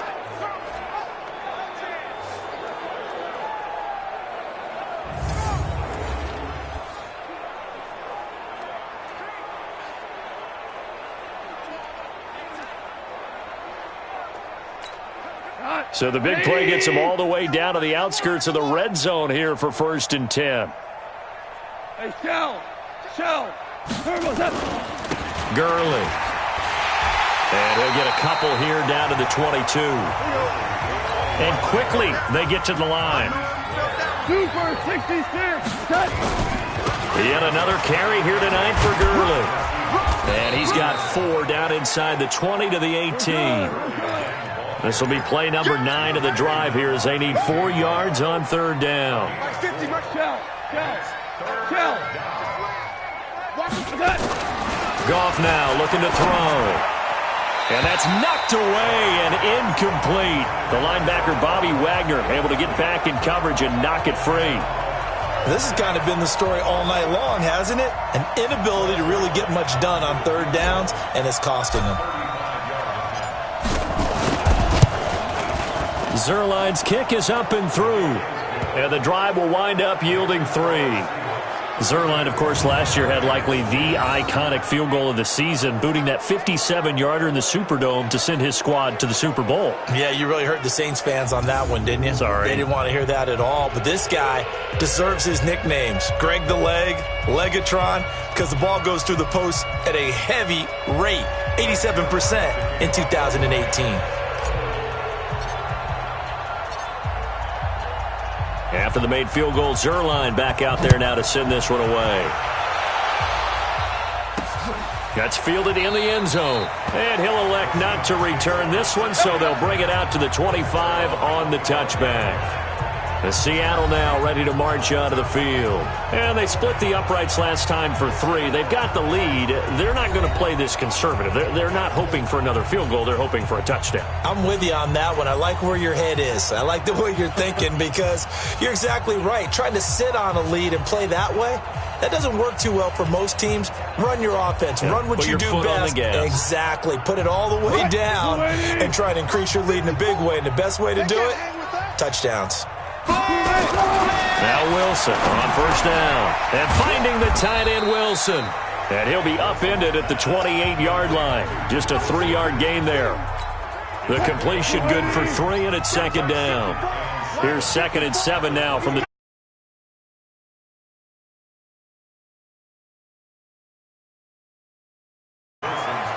The first time I saw Marcus Peters was in a practice session when he was at the University of Washington.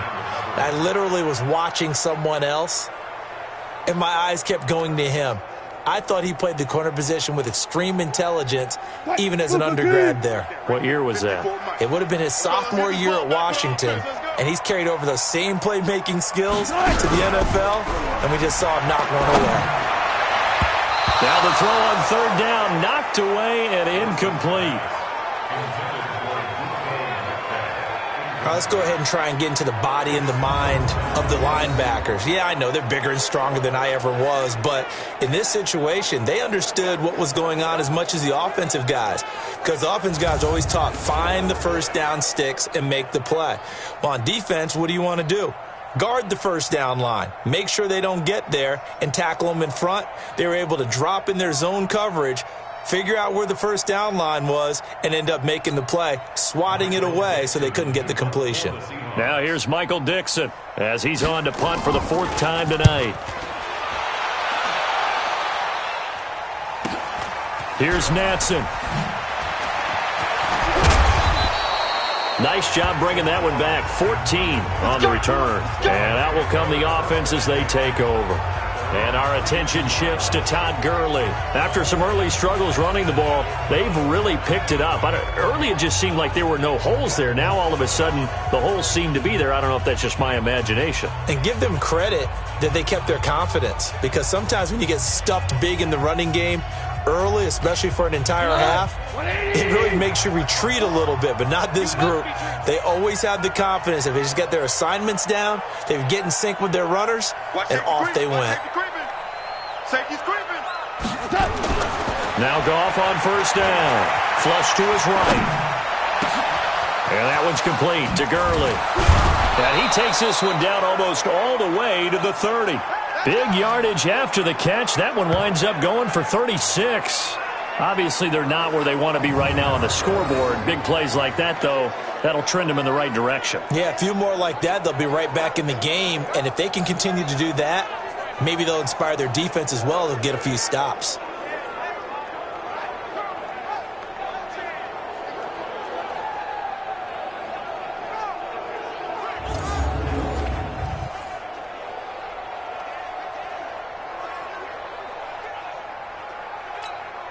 So the big play changes the complexion of things. Here's 1st and 10 just outside the 30. Ric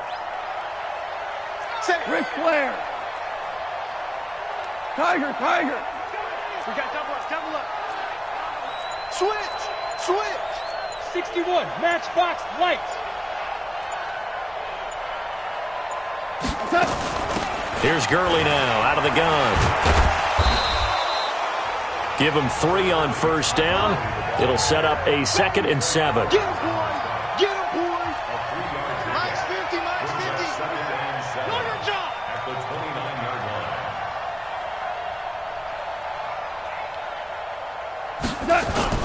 From the 29, Goff rolling to his right. And that is incomplete. A lot of force bearing down on him there. He could not hang on. It's 3rd down.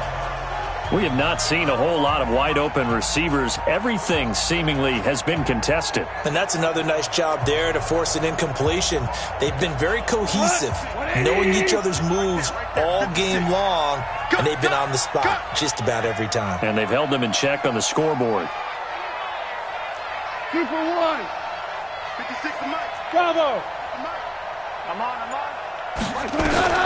Throwing on 3rd. Goff. Man open, it's Cup. He's got it. And that'll wind up moving the chains again as the tackle's going to be made at the Seahawks 16.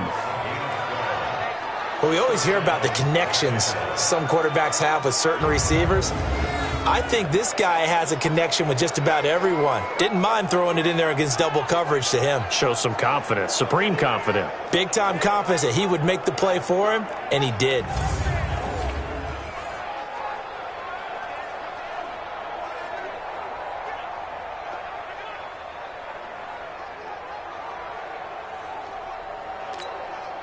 Tonight, 20. Max 50. Coming to you.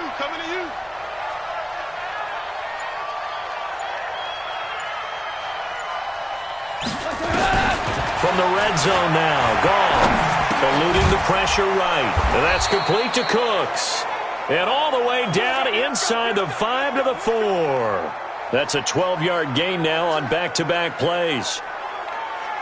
Sometimes it's designed, and sometimes you just have to know when to leave the pocket and move and make something happen. And on that play, he was able to get on the run and was still accurate throwing the football.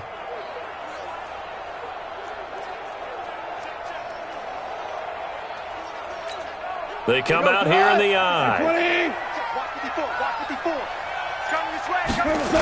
On first and goal, Gurley. And he takes it across for a Rams touchdown. Taking it in from 4 yards out. And the Rams are able to draw a bit closer. And, Charles, when you catch that toss going right or left, really, but right in this instance, do you go straight for the pylon? Is that where you're going? Well, typically you want to try and maneuver people a little bit so you have some space to get to the pylon. So I want to make sure I try and move them a little bit to the inside, and in this case to the left, so I can get to the right side and get to that pylon and wink at it as I go by.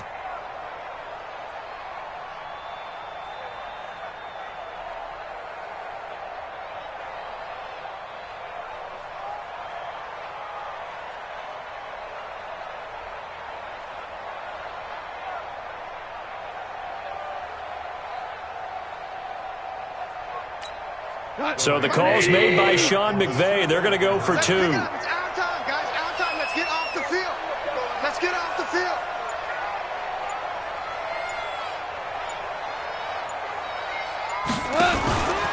They'll try and run it with Gurley. And he gets halfway there down to the 1-yard line. Protection was great. He had time to set up a campsite. But in the secondary, though, they were ready. And I think that in most places on the field, if you have that much time to throw the ball, someone's going to shake free and you'll find an open receiver.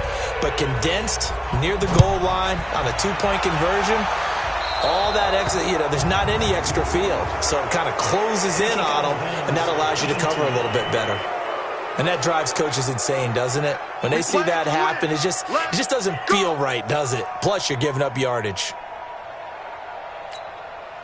Coming to the line here to begin their next drive, the Seahawks offense. And they're coming off a 3-and-out, my friend. I think they've got to look at that play sheet and go to a spot that they haven't gone before. Time to shake things up a little bit to try and get this offense moving. Okay, so how do you do that? How do you shake things up? You look at what you've called before, realize it hasn't worked Go to so something well, else. and maybe you try and find one of those special plays from one of your better players, and maybe try and hit something big and get things going in the excitement area.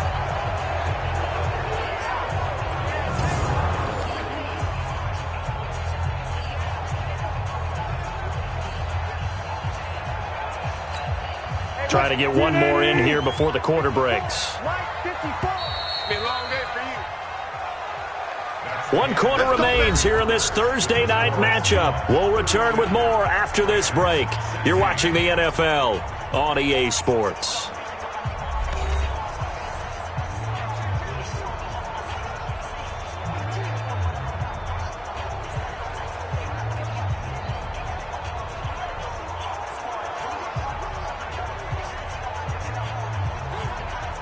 Right there, 54 Mike.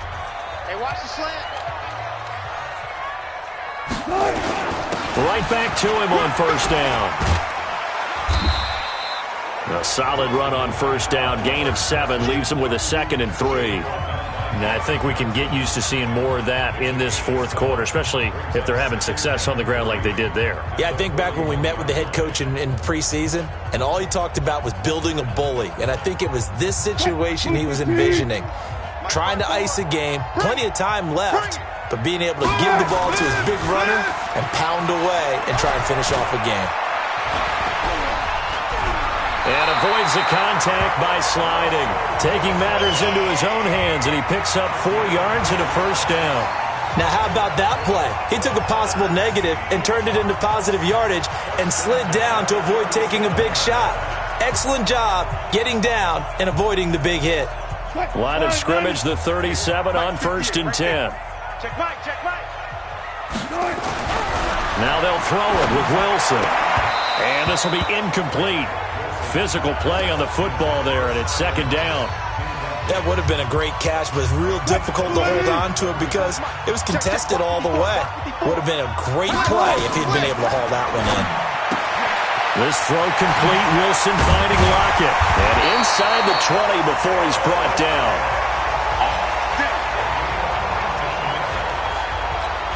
He's played a great game. It continues right there, even with this lead, confident to throw the pass and have the reception made. There's no doubt who the leader of their team is there? There's no doubt who they want to ride all the way to the finish. Because strategy would tell you, run the football, run the clock down. Instead, they're letting him throw it because they feel that confident in what he's getting done. A good chance now to put this game on ice. This is 1st and goal. And he gets halfway home from the 4 down to the 2-yard line. Well, the spotlight hit him once already tonight as he got into the end zone. He was trying to make it a double spotlight, wasn't it? But credit the defense, bottling him up, not letting him get in for the second score there.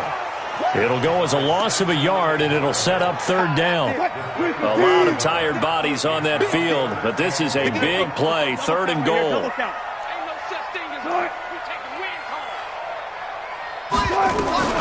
Out of the gun, here's Wilson. And he will score. Touchdown, Seattle. From 3 yards out. And the Seahawks are able to stretch that lead out a bit further. They had the lead in the 4th, but still passing. Finding the big target for the touchdown. Now that lead grows even more. Everybody gets to join in the fun. You know, it doesn't have to just be the wide receivers catching touchdown passes. The tight end doesn't just have to do just the dirty work inside. He gets a chance to get into the end zone as well.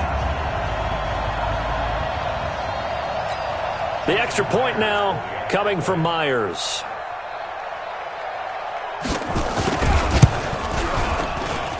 And that PAT pushes the lead up to 23 now.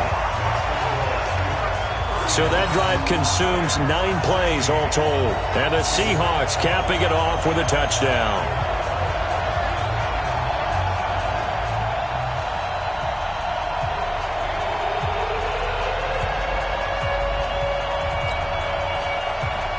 Out is the kickoff unit as they run up and send this one away. That'll be taken in the end zone. And a pretty good return here. He'll be stopped just shy of the 25 at the 24-yard line. Here's the Los Angeles offense as they get set to take possession.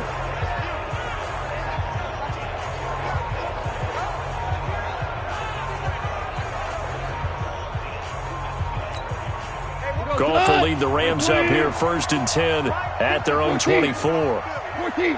Hey, Charlie. Out of the gun. Goff. Escape into pressure right. He'll get this one to Cup complete. The end result, 21 yards. As a general rule, offensive linemen like to know where their quarterback's going to be when he's setting up to throw the football. But sometimes they just have to get on the run, get on the move.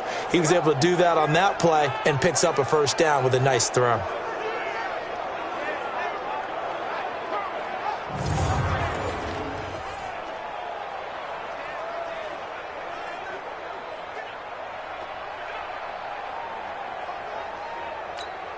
The big play to start him out. Has him at the 45 already. From the gun, here's Goff. That's complete to his tight end, Higbee. 1st down, Los Angeles there with a pickup of 14 yards. Back-to-back good plays have him on the move on 1st down. Goff. Flushed out right. He'll get 10 there all on his own, but it'll be 2nd down. So not quite a 1st down just yet as they come up on 2nd and less than a yard. Now Goff. He'll try and set up the screen. It's complete. And he'll be a little shy of the 25 here at the 26-yard line. A gain of 5, good enough for the 1st down. Watch the twitch. Watch the twitch. Hey, kill. 6 guys. Check 6 guys. They'll run on 1st down. It's Brown, and he'll be brought down somewhat awkwardly here, and a late flag as well. I think this one's going to be a face mask.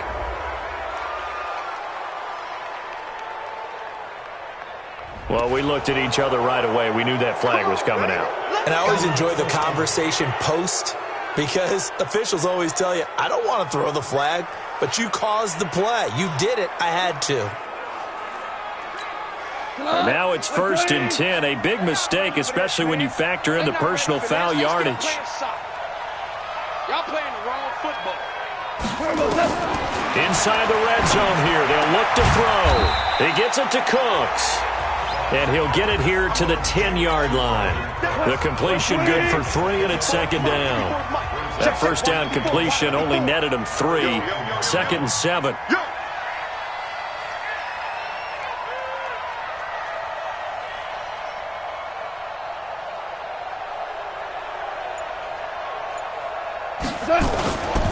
They try right side here. Gurley. And he is met in his tracks behind the line of scrimmage. Officially, it will go as a 1-yard loss, and that's going to lead to a 3rd down. Hey, D-line, let's get in there. Let's get in there. Watch the ship. Watch the ship. Hey, watch the ship. Watch the ship.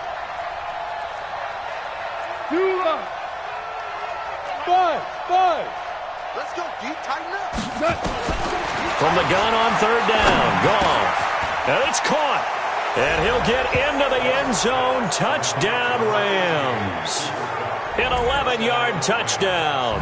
And the Rams are able to cut into this lead.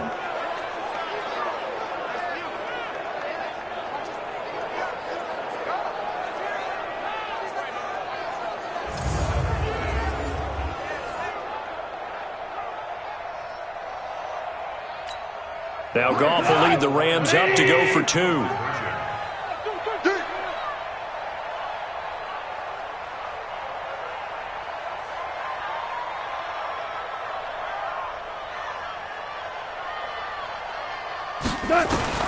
Goff now to throw.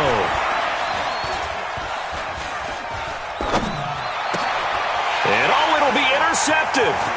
Tedrick Thompson picks it.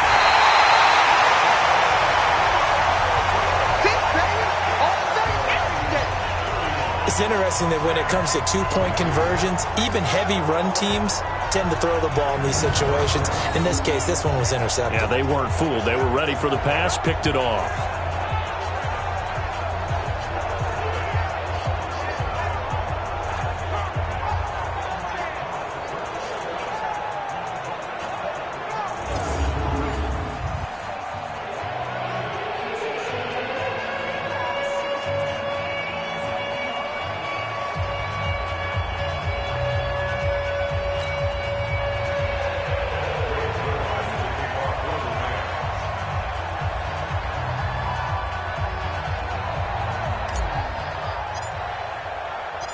Now after the touchdown, it's Zerline. He'll kick it away. This will be taken in at the 1. And he'll get across the 20 before he's brought down at about the 23-yard line. Here we go. The Seattle offense now set to come back out on the field. And that last drive was very, very balanced, pretty methodical. You think they go that route again? I'm always of the school that until they stop me from doing something, I'm going to continue. And I think that that's exactly what they'll look to do.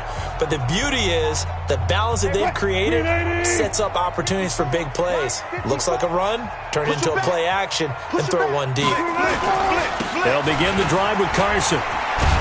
And they're going to stop him right at the line of scrimmage. Just no cutback lane to be found whatsoever. 2nd and 10. Absolutely love the effort there. The ability to flow from his inside spot and stop that one at the line of scrimmage. Nice linebacker play.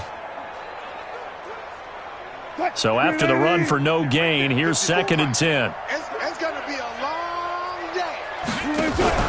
Wilson after the play fake to Carson. Going for Metcalf on the deep ball. Oh, he tries to get it to Metcalf, but it's intercepted. Picked off by the former Husky, Marcus Peters. And a big turnover there as his guys will get the football back. So they get the takeaway, but that's just step 1. They still have a lot of work to do.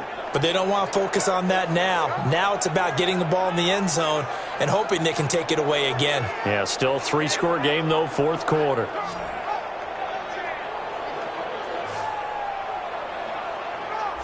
And the Rams getting set to go now.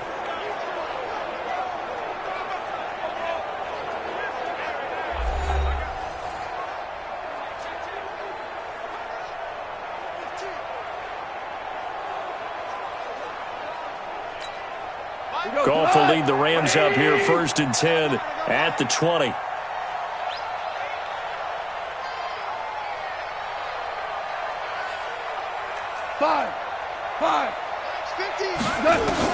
After the interception, here's Goff. And that'll wind up incomplete.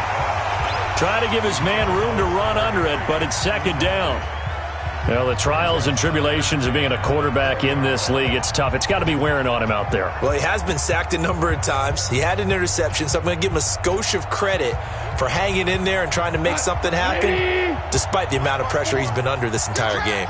After the incompletion, here's 2nd and 10 from the 20. He's worn out.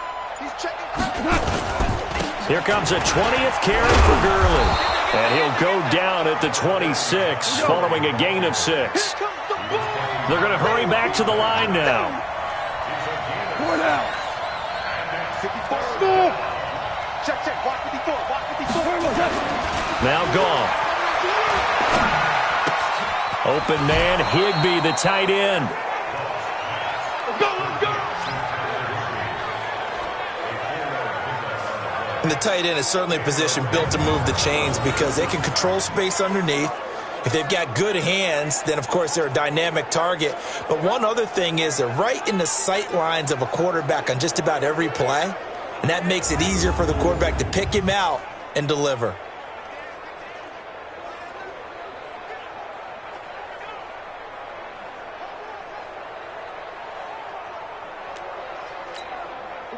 Line of scrimmage, the 31 now on 1st and 10. Watch the run.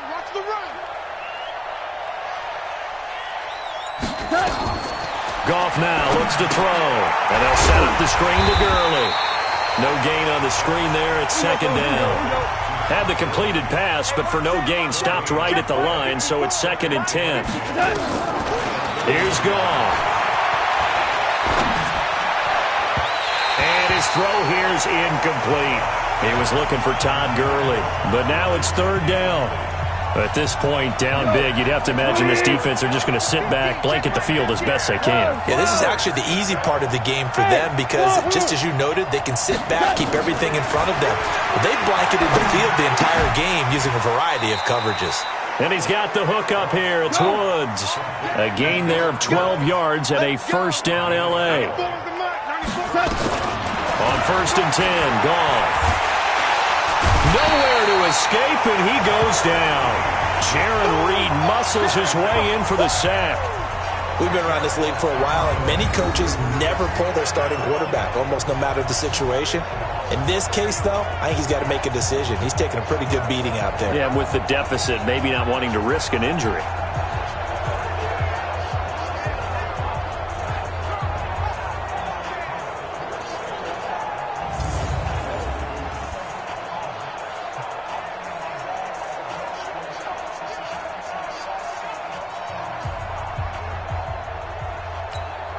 Pass protection has been a problem all night long as they come up facing 2nd and a bundle. It's a party now. Hold on. Check. Now it's gone. And he'll find his target. Woods, it's complete. 17 yards on the play as they try to eat into this 17-point deficit. That was a nicely run slant route, and what the receiver's trying to do is make the defender think he's going upfield for a deeper route and then breaks it off, usually after about 3 to 4 steps, and cuts towards the middle of the field. And now what he's trying to do is use his body to keep the defender away from the football and give the quarterback a really nice target. Here's Goff. Flush to his right. Now that'll be caught by Cup. They stop him for only 3 that time, and that'll bring up 4th down. You got the big lead defensively, willing to give them that underneath stuff, right? And this is why you work on your tackling. Tackle them after the catch, inbounds, keep the clock running. Just go ahead and bleed the game out that way.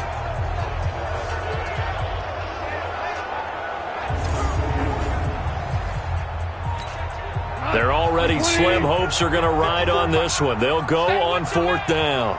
Check. Super one. They're running with Gurley.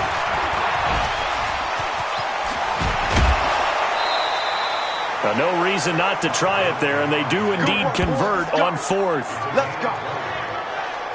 Okay, you and I are sitting up here getting ready to analyze whether they should go for it or not. Did you see the quarterback just point to the sideline and say, everybody back, I've got this call? Well, you knew this side of the field, they're in plus territory, 4th and 1. He wasn't coming off the field. No, he wasn't coming off the field, and he wasn't letting the offense go with him at all. He said, we're staying out here, and we're picking this one up. That's some leadership right there. The 4th down run successful. Now they look to pay it off on 1st down.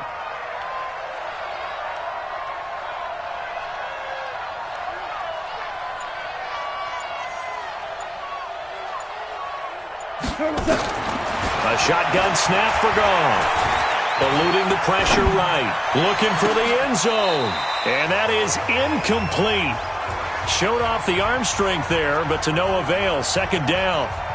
Another incompletion. You know, it's a wonder he's still moving around back there the number of times he's been sacked. Yeah, he's staying out there, isn't he? And you don't think about it much in a game like this, but he's showing incredible leadership.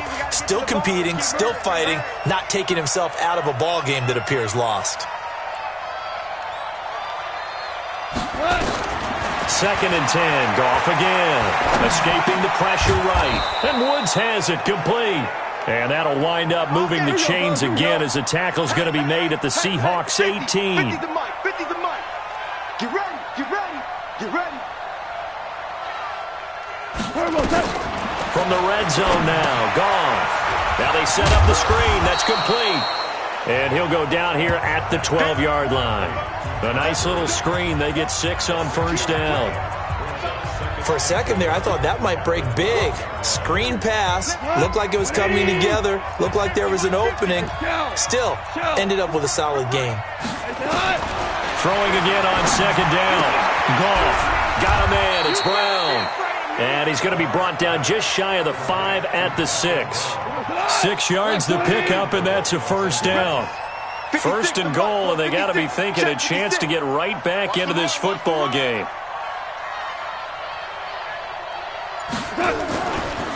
Running right, here's Brown. And he gets him a little bit closer. He takes it from the 6 inside the 5 to the 4. In the backfield by himself is Brown, 2nd and goal. To throw is Goff. Flushed out right. And incomplete. He tried to leave it underneath. Nearly got picked. They may be lucky to have that one back. 3rd down.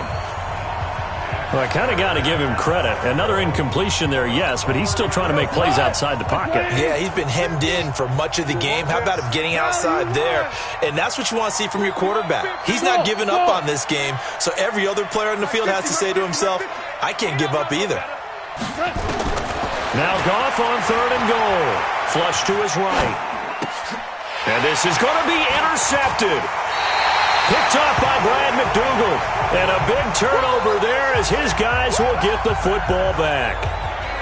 I think that interception happened for 2 reasons. Quarterback gets outside the pocket and panics a little bit. And receiver doesn't make sure he's absolutely in an open spot.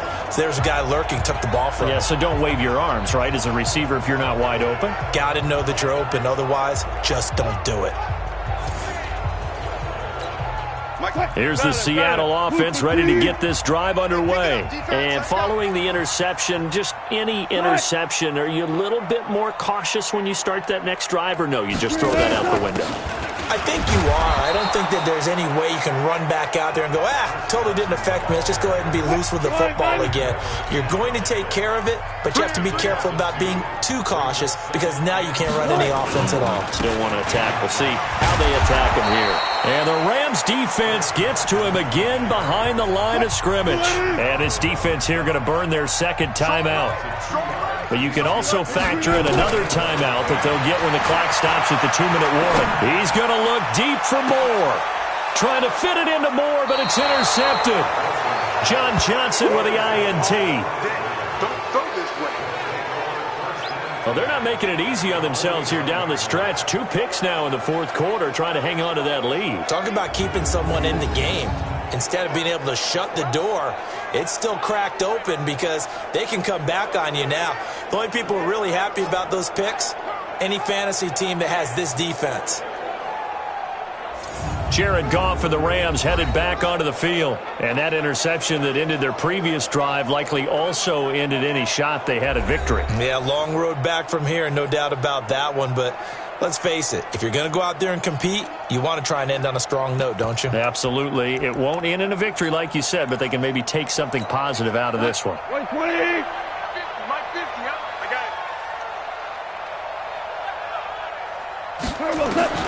They go back to the air here after the INT on the last drive. He'll fire one end zone for Cooks. And nearly picked it off. He had a chance to come down with that in the end zone, but it'll wind up just being incomplete.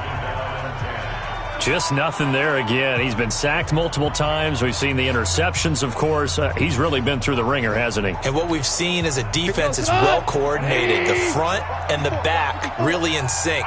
The front putting on the pressure, the backside being ball hawks and picking passes off. To throw on 2nd and 10. Goff gets this into the hands of the tight end, Higbee. And this time he's able to take it down to the 42. The reception good for 7. It's 3rd down. 2 minutes left to play in this football game here on EA Sports. So it's Rams football here as we get you reset. They face a 3rd down now as they try to find a late score. Mike's 50, Mike's 50. Hey, Echo. You gonna see me in your nightmares. Mike's 50, Mike. Out of the gun. Goff. Now a desperation throw deep downfield. And it'll be intercepted. Shaquille Griffin with a pick. And a big turnover there as his guys will get the football back. Well, it wasn't always pretty, but the interception there, that means that they should get out of here with a victory. Yeah, this is not a game that they're going to preserve for posterity on defense. But they did finish it off, didn't they? They did make the winning play to close things out. They'll take that one and head to the locker room.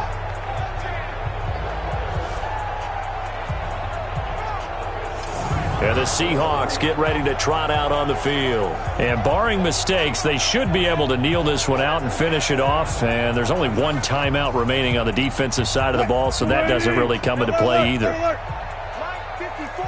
Let's put them on the buses. Let's put that team on the bus. On 1st down, Carson. Just a yard on the pickup there, and it'll bring up a 2nd and 9. 2nd and 9 now from the 21. 58, Samant. All day. All day.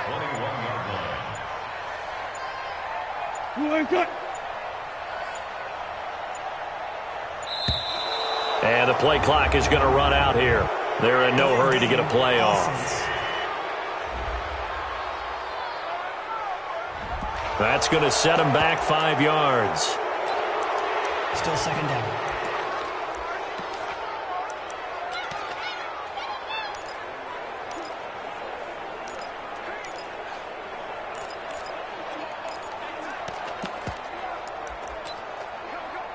Break back. Booker team. 54 Mike. Go. Friday. They run again with Carson. And this will be a pickup of 4 here, up to their own 20. The Rams going to be forced to use their 3rd and final timeout as it comes with 1:04 left to go in the game.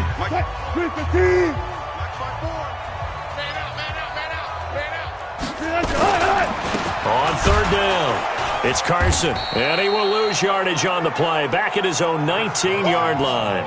That'll make it 4th down after a loss of 1. When this offense gathers to watch the tape, they're going to like a lot of what they saw. They put up big numbers, but they might fast forward through that last play. Oh, there won't be any fast forwarding, partner. I've sat in those sessions before. You end up spending more time on the bad plays than you do on the good ones. It's just the nature of coaches. But I know sitting in that room, when you've had a big game, the night that they've had, you don't want to hear that. You just want to focus on the good stuff.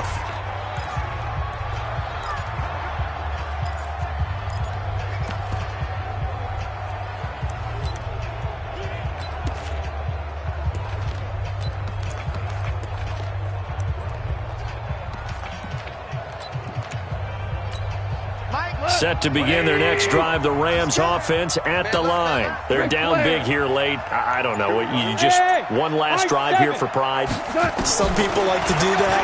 I remember playing for a guy once. We were down huge, and someone said, "Coach, what do you want to call?" He just waved a hand like, "Who cares? Let's get out of here and do something some other time." But some teams like to do something at the end to feel a little bit better as they continue to move forward. Yeah, probably just want to put this one behind them.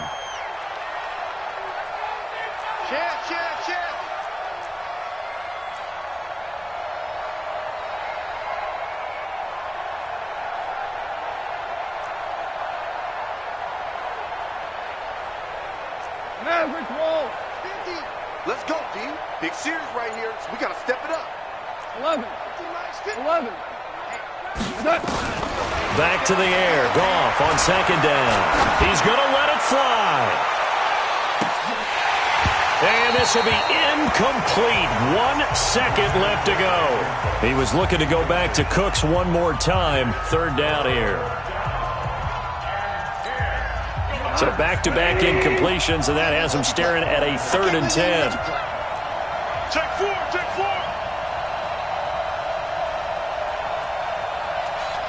Value 1. 50. Watch the run. It's soft, baby. That's baby soft. Mike's 50. Watch the slats. 5. One last throw here for Goff. Now a desperation throw deep downfield. And for the 4th time tonight, it's an interception. Tedrick Thompson picks it. And he's going to go down as time has now run out on this game. A lot of scoring. There's no doubt about that in this one, Charles. Points, they were not in a premium. They were pretty easy to come by. They were, but it was fun, wasn't it? Because both teams finding ways to click. And you know people who love this game, they also love baseball games that are 14-11 with 3 or 4 home runs mixed in.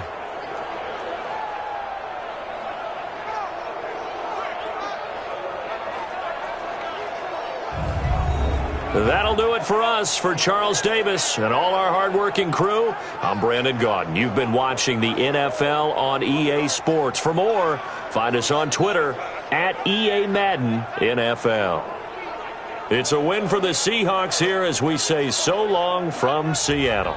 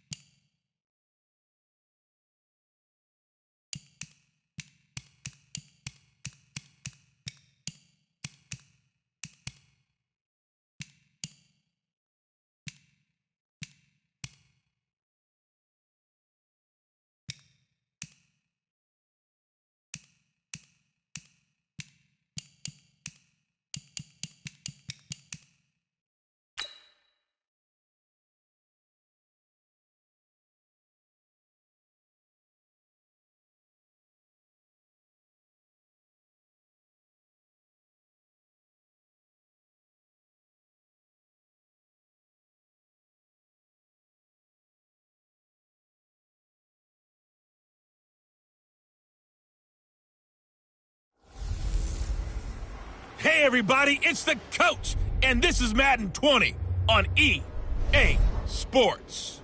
Straight ahead, we'll get a look at the second-year man, Sam Darnold, and the New York Jets as they take on Carson Wentz and the Philadelphia Eagles. With that, let's get up to the city of brotherly love, Philadelphia. We're standing by for the call. Are Brandon Godden and Charles Davis. All right, Coach, it's the NFL on EA Sports as you take a look there at Lincoln Financial Field in Philadelphia, PA. The scene in South Philly a few moments ago. Boy, the city of brotherly love is fired up. They're saying fly, Eagles, fly, as they get ready to match up with the New York Jets. Brandon Godden alongside Charles Davis. Before kickoff, Charles, quickly your keys to the game. Well, partner, I could give you the standard ones, turnovers, special teams play. But here's one that doesn't get talked about much anymore, and that's time of possession. Whoever controls the football, gives their defense a break, and takes care of business, that's the team that's going to win this ball game.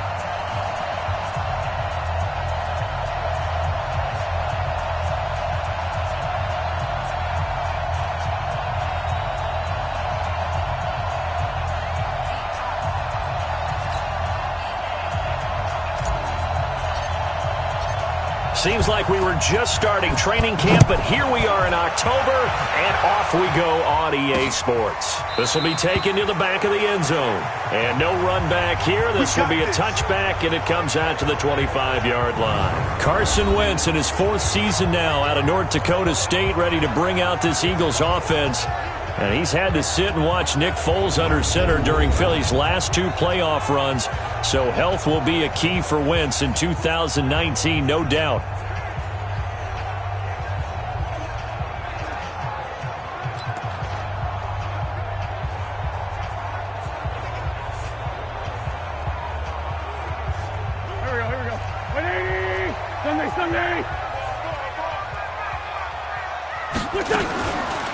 Now it's the all-purpose back. This is Darren Sproles.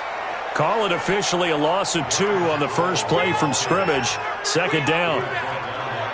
It's probably a pretty good sign here on the opening drive if your guys from the secondary are coming up and spilling things in the backfield. How about the adrenaline and aggressiveness that led his eyes to the backfield to run up there and make that tackle, setting a tone early for his defense.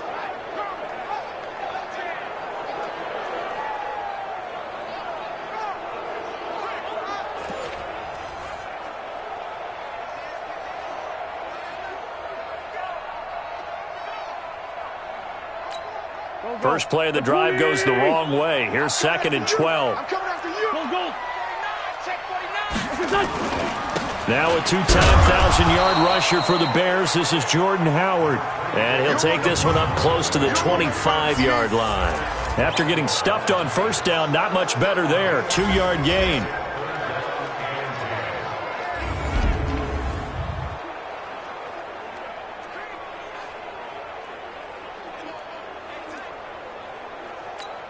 So now an early 3rd and 10 here on their opening drive. Shotgun now for Wentz. Caught by the tight end Ertz. Just a 5-yard pickup, and it leads to 4th down. There's an example of good situational football being played by a defense. They understood where the 3rd down play was, the down and distance, and made sure that they didn't get anywhere near that, bringing up 4th down. Yeah, they were sniffing out that marker, didn't want to let him get close to there, and now a likely 3 and out to start. Yeah, I love the way they rallied to the football and got to him and made sure he didn't give up much run after catch. So here are the Jets under new head coach Adam Gase. They'll be led out by their second-year quarterback, Sam Darnold, out of USC. At the start of last season, Darnold became the youngest quarterback in the Super Bowl era to start the first week of a season. But we definitely saw some inexperience, particularly at the start. He even threw a pick-6 on his first NFL throw, if you remember. But as the year developed, he developed, starting to put up some respectable numbers. And with some marquee players now to complement his skills out wide, a lot of people are looking for a trend upwards for Sam Darnold this year. The offensive starters now for the Jets. And with all the moves the New York Jets made in the offseason, one of the more valuable pickups, Kelechi Osemele, a two-time Pro Bowl guard who they got from the Raiders in a trade back in March. You know the Jets are going to try and run the football with Le'Veon Bell now. Osemele is one of the best moving guards in the NFL. A second down pass play there, but it's incomplete. He was looking to hit his running back, Le'Veon Bell, that time. And that takes us from second to third down.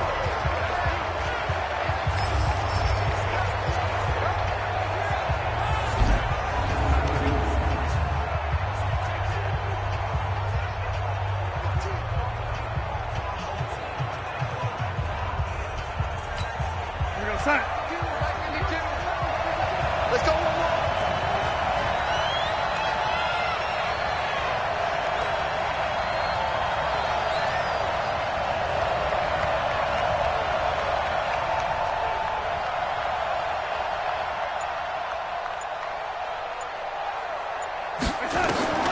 Out of the shotgun, here's Darnold.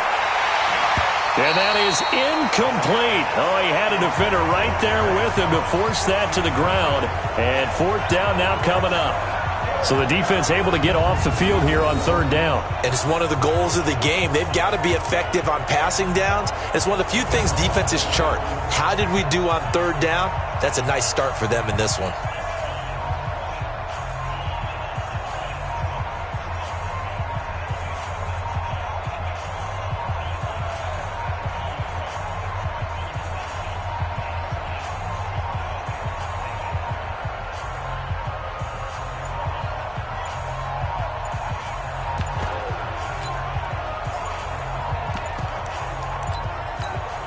Oh, a big decision here early. Look at this.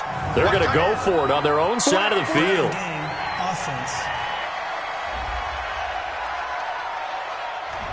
He didn't seem in a rush. I guess they just didn't know where the play clock was. I think you're right about that because there was no hurried movements there, right? No up-tempo at all.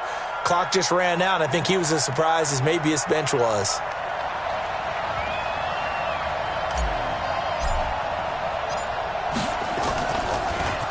Now Edwards to kick as he sends it away. And great special teams work here. This is knocking on the door of the 5. They'll spot it at the 6-yard line. So they'll play the field position game here as a very nice punt is going to pin them back. Yeah, it's almost like watching a game of tennis, or do you prefer ping pong? You know, back and forth like that? That definitely was excellent, wasn't it? The Philadelphia Eagles, Charles, they're 1-2 through 3 weeks of the season. And Carson Wentz in that Week 3 loss to Detroit, 19-36. And no interceptions, but it was tough for him. He was missing a couple of key receivers due to injury, sacked 3 times. There were also 7 drop passes in that game, including a potential game winner for the second straight week for Philadelphia. So you're right, they're missing some guys. That hurts them on offense. But they've had chances the last 2 weeks to win games, despite not being at their best. And now they're trying to keep pace with the NFC East. Dallas off to a tremendous start. They're 2 games clear of the field. And how about the schedule for Philadelphia coming up? At Green Bay on Thursday night. Short week and travel. Then they host the Jets with Sam Darnold possibly returning that week. Not good right now for Philadelphia. But boy, if they can pull one off in Green Bay, they can turn their season around in a hurry.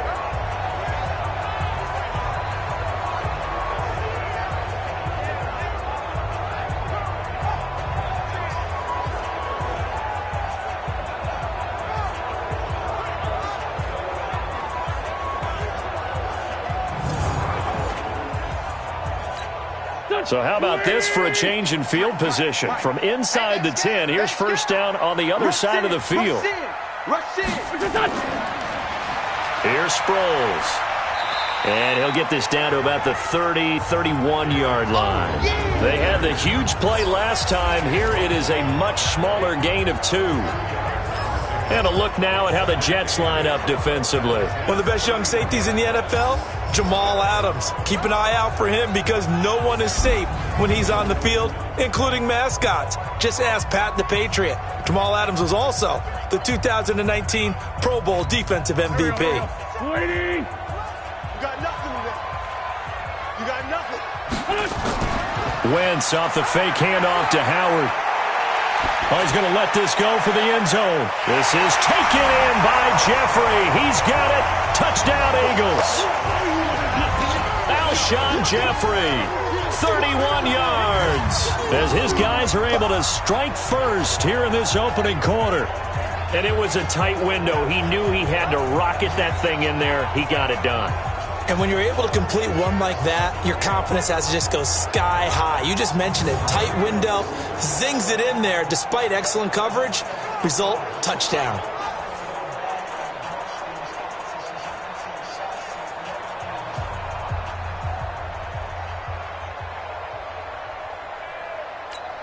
On for the extra point, Jake Elliott.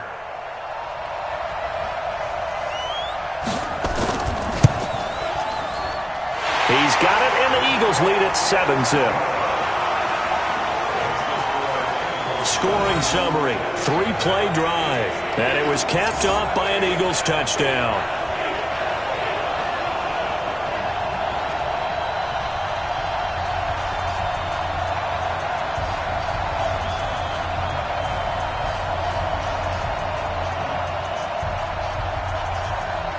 Now after the touchdown, here's Elliott on to kick it away. This will be fielded at the 6. And nice work on the return as they'll start their drive just past the 30-yard line. New York Jets offense returning to the field here. Last week they had a tough one with the Patriots, lost it 30-14 to drop to 0-3. And, you know, I kind of felt bad for Luke Falk, Charles. Yes, he gets his first NFL start, but it's against the Patriots. And the New York Jets offense, they only had 101 yards in this game. And that's not a major surprise, even though any NFL team you would expect a minimum of 200 yards. And the reason I say that is look at how well this Patriots defense has been playing, even dating back to last year's playoffs and Super Bowl. They're giving up almost nothing. And 101 yards, those are the toughest 101 yards the Jets are going to get ever. That's the third lowest total in game in franchise history. Just 6 first downs, 0-13 on third down. Patriots defense was dominant in that game. And as you said, a tough way for Luke Falk to break into the NFL as a starting quarterback. Second down and 10, Darnold. Caught here by Griffin. And he's going to be taken down here with a penalty flag on the field. Holding offense. They were looking to throw, holding on the big right tackle. That's real simple, partner. Keep your hands inside in the chest area. You're probably okay. You get it out on the shoulders, get them wide. Usually going to pick up a holding call. Darnold eluding the pressure right. That's complete. It's Bell. It's a gain of 7, and it'll be a third and about 13.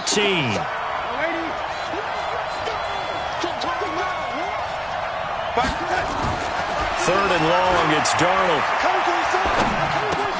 Caught here by Bell.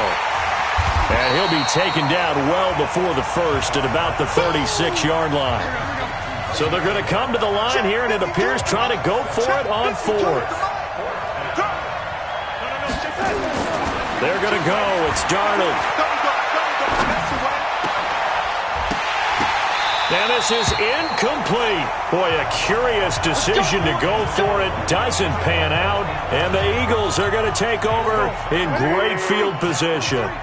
So shall we say a bold decision to go for it, and that bold decision does not pay off. And when you talk about bold, you're saying all caps? All caps. Yeah, without a doubt. Maybe they're telling their defense they have a lot of faith in them. I mean, that's how you have to spin it, is that you tell your defense, you know something? We were able to go for it there because you guys are so good. I'm not worried about things. That's the only explanation I can come up with in this situation. He better get ready to spin it for that post-game presser because you know he's going to be out. He's going to have to spin it for his own locker room, frankly.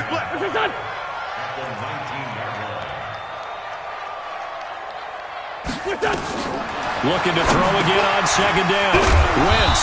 And he finds his tight end. It's Ertz. And he'll get it down this time to the 17.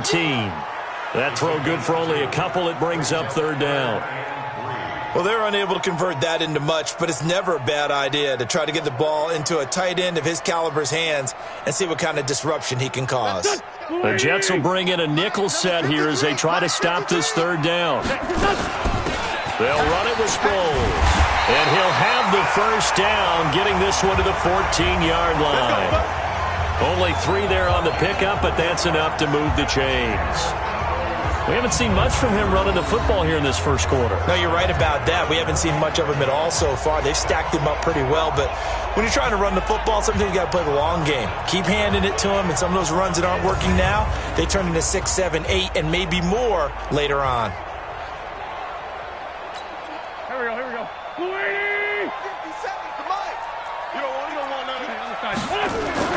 Throwing on first is Wentz. And this is Ertz with it, right side. And he'll get it here to the 10-yard line. That throw good for 4. It's second down. Well, they were unable to make anything really big out of that, but it's not a bad idea to find your tight end and give him an easy completion and keep moving things forward. Almost as bread and butter as a good running back dive play. 4 yards on that last completion, so that sets up 2nd and 6. Running from the gun with Howard. And he will take this one in for an Eagle touchdown. A 10-yard touchdown run. And the Eagles able to push further out in front. I know we don't talk about it enough, but the intelligence level of the guys up front blocking, the offensive linemen, maybe the smartest guys in football overall. Add in a little bit of athleticism and a whole lot of toughness, you've got a lot to deal with, don't you? That's why the guys in the backfield get them really nice Christmas gifts, right? If they're smart, they do. Fielded about a yard deep. And he'll make it across the 20 as his guys will set up shop at the 23-yard line. And New York set to take the field. Already down 2 touchdowns here in the first half. This becomes a pretty important drive, doesn't it? It certainly does, and a lot of the teams script plays. We know that, right? They have a script to start the ball game, and typically those scripts go between 12 and 24, 25 plays. Down 2 touchdowns early, probably not very deep into their script. I think that they'll stay with it. I don't think they'll abandon it just yet and try and generate some offense on this drive. Anything. At least 3 points, get that 0 off the board. And he'll go out near midfield at the 49. Big yardage there on the scramble. It gets him a first down. On that play, as you saw the route start to develop downfield, I got the sense that maybe the run would set up for him, and he took full advantage of it and got a big gain on a busted play.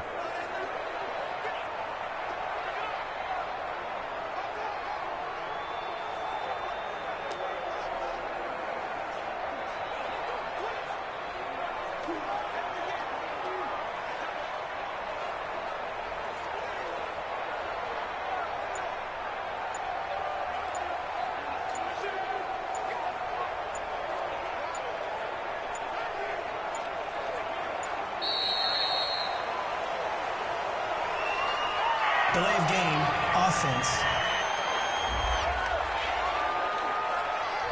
So that'll back him up 5.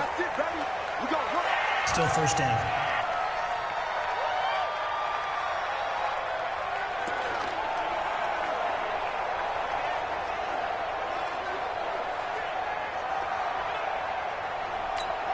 The delay of game backs him up 5, 1st and 15.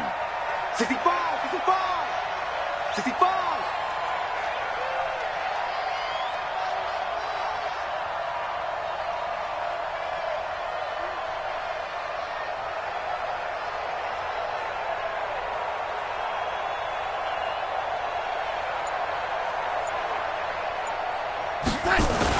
Back to throw, Darnold, escaping the pressure. And he's going to have to eat this one as down he goes. Give the sack to Fletcher Cox. Well, someone's been up to the task so far in this game. They are already up a couple of scores, Brandon, and guess what? I think they're just going to pin their ears back now and get upfield and get after the quarterback. Been such an impressive first half to get that lead.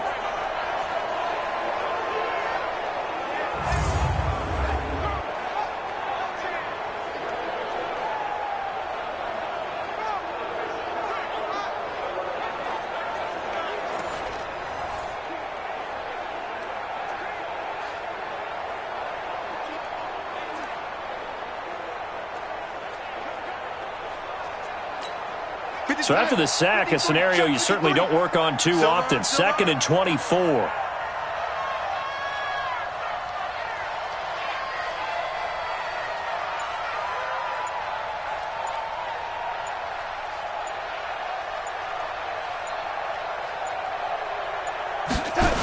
Now they'll try the sweep with Bell. They get 2 yards back, but they're going to need a lot more than that here on third down. He was hoping to get to the edge, but they did a really nice job of forcing him back inside. That's excellent fundamental defensive football. Don't let them outside where they can really shred your defense. Darnold off the play fake to Bell. Nowhere to escape, and he goes down. Fletcher Cox picks up his second sack of the afternoon.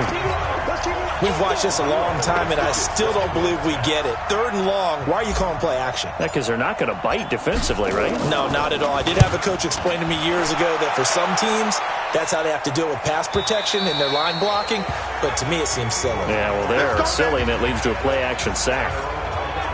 Here's the Philadelphia offensive unit now as they head out to take over possession. They've got things going their way early. 14-0 lead and the football. 1st and 10.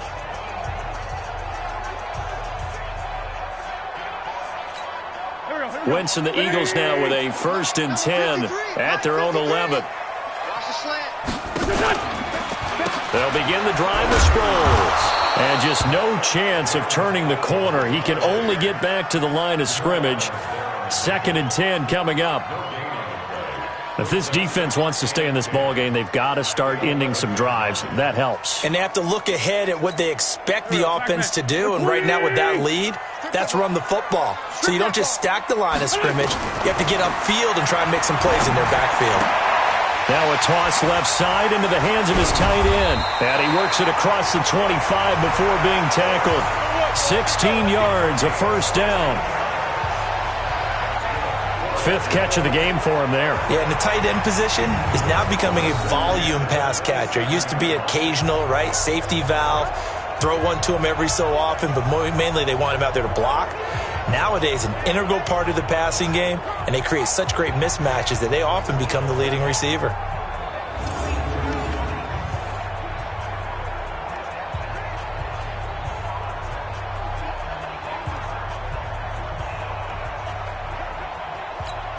Wentz now 8 of 8 throwing the ball in this first quarter.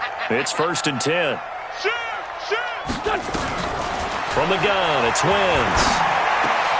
It's complete. It's Sproles. And to the 36-yard line, taken down there after getting 8 yards. And at his size, he's a smaller back. You can get him to football. He can kind of get lost, make someone miss. It's good for him. Yeah, it's great for him. I like what you said there. Sometimes he gets lost in the traffic a little bit, but get him out in the open field into some space. That plays to his strengths the best and keeps him out of it where all the big boys are, you know, make someone miss in the open field.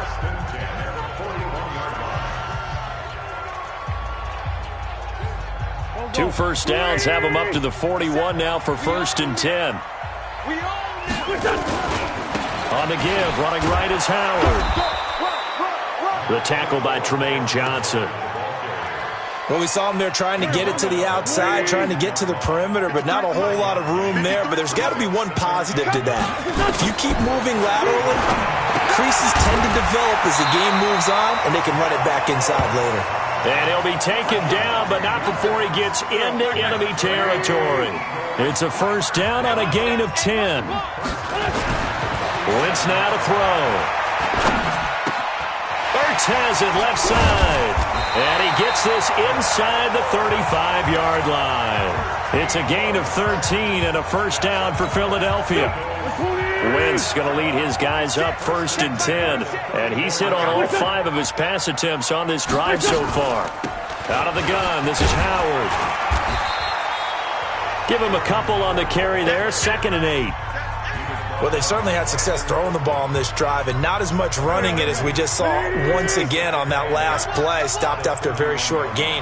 But I wouldn't abandon the run totally, because otherwise, pass rushers just tee off on your quarterback. Makes it very, very difficult for him in that situation.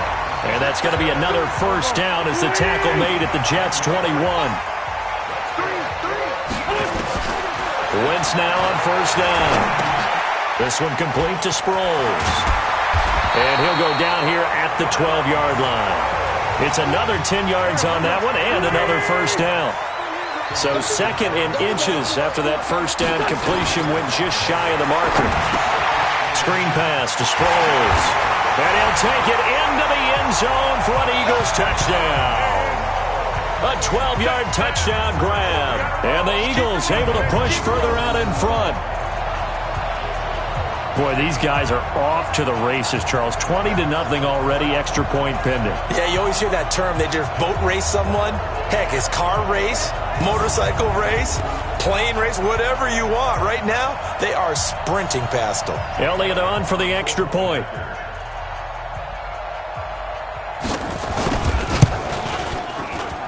It's good, and before you know it, it's 21-0. So that one a long 11-play drive. The result, Philadelphia in the end zone.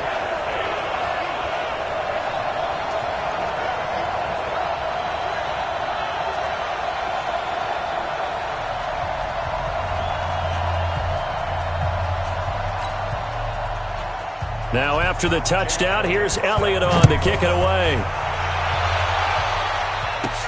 This one fielded at the 5. And a good effort on the return there. Gets him across the 30 to the 33-yard line. The New York set to take the field. And some dangerous territory. You're already down 3 scores. A 3-and-out here or an inability to put any points up.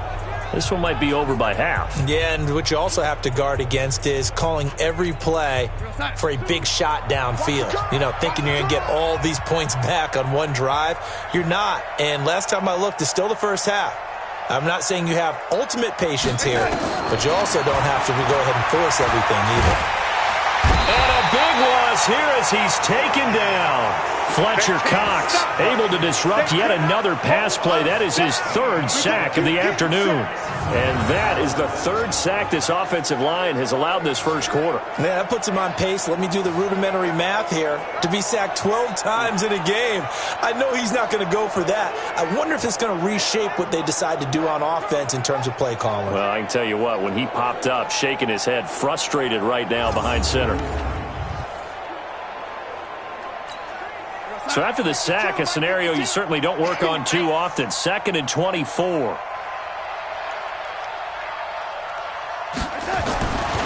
Now it's Darnold. Under pressure again, and down he goes again. Fletcher Cox. Who else? He's in there for his 4th sack of the afternoon.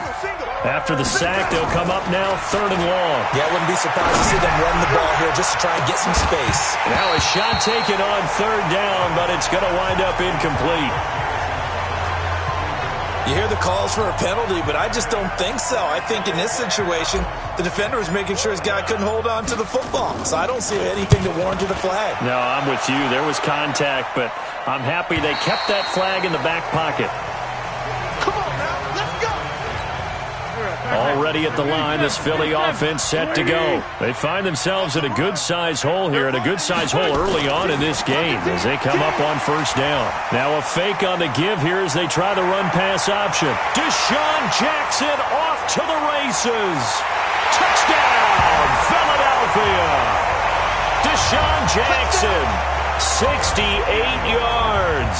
And the Eagles able to push further out in front. Now, first quarter, and this lead is already getting into dangerous territory. They better be careful on the other sideline. Yeah, it feels a little bit more like a basketball game where one team is pressing and that team can't get the ball over half court. I mean, it is stealing it and scoring it, layups, the whole deal. That's what it feels like right now. They are all over them.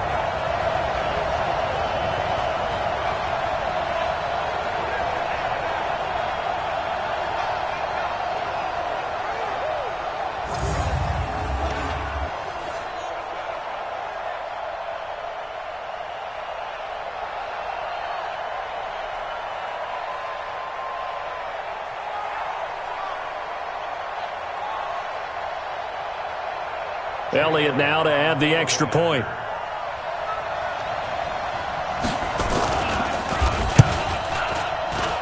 It's good, and they stretch their lead to 28-0 now. They certainly made quick work of that, ultra-quick work. One of the fastest drives you'll ever see. Just one play resulting in the touchdown.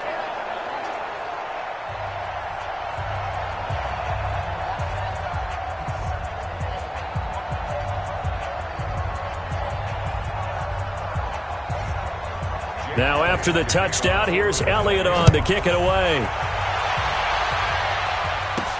This is taken at the 3. And he'll take it up past the 25 to the 26-yard line. Sam Darnold heading back out, the focus of our players' spotlight. And he has not really been able to have a lot of comfort back there in the pocket. Pressure's been coming at him a lot, hasn't it? And they've got to figure out how to tamp down that pressure. How do they decrease it? Is it getting rid of the football quicker? Shorter drops? Maybe they do something different with their pass blocking and their protection schemes. Maybe you meet them on the line of scrimmage instead of retreating to try and protect your quarterback. They've got to figure something out, though, because you cannot let your guy get hit that much, not if you intend to win. I know they'd like to erase that video and those 4 sacks that they've seen so far.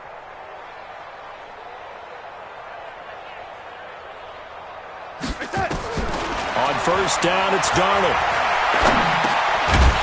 And that's going to be incomplete. Too tough to hold on to that one. It's second down. So he can't hang on, and as I watch that unfold, I remembered an expression that I've heard, maybe from you, I don't know, but you're going to get hit anyways, might as well hold on to the ball. Right, a coach said that, right? Yeah. Not an actual player. Not a chance at all. Way easier said than done. Flushed out right. Airing one out for Crowder. And that's going to be incomplete. A lot of contact, no call, and it's third down. Well, partner, I guess that answers the question about whether they're going to sit on it or not. It does. Now we'll see if they try that again. Yeah, I think what we find on plays like that, when you take that shot, if you're unsuccessful. Eagle pressure, too much this time. Down he goes. Here's Lachlan Edwards now. As the drive goes backwards, so he's on to punt it away.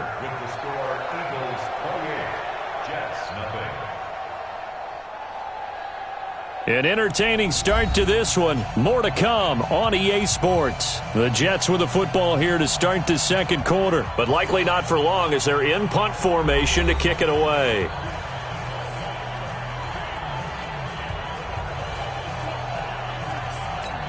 Here's Lachlan Edwards now.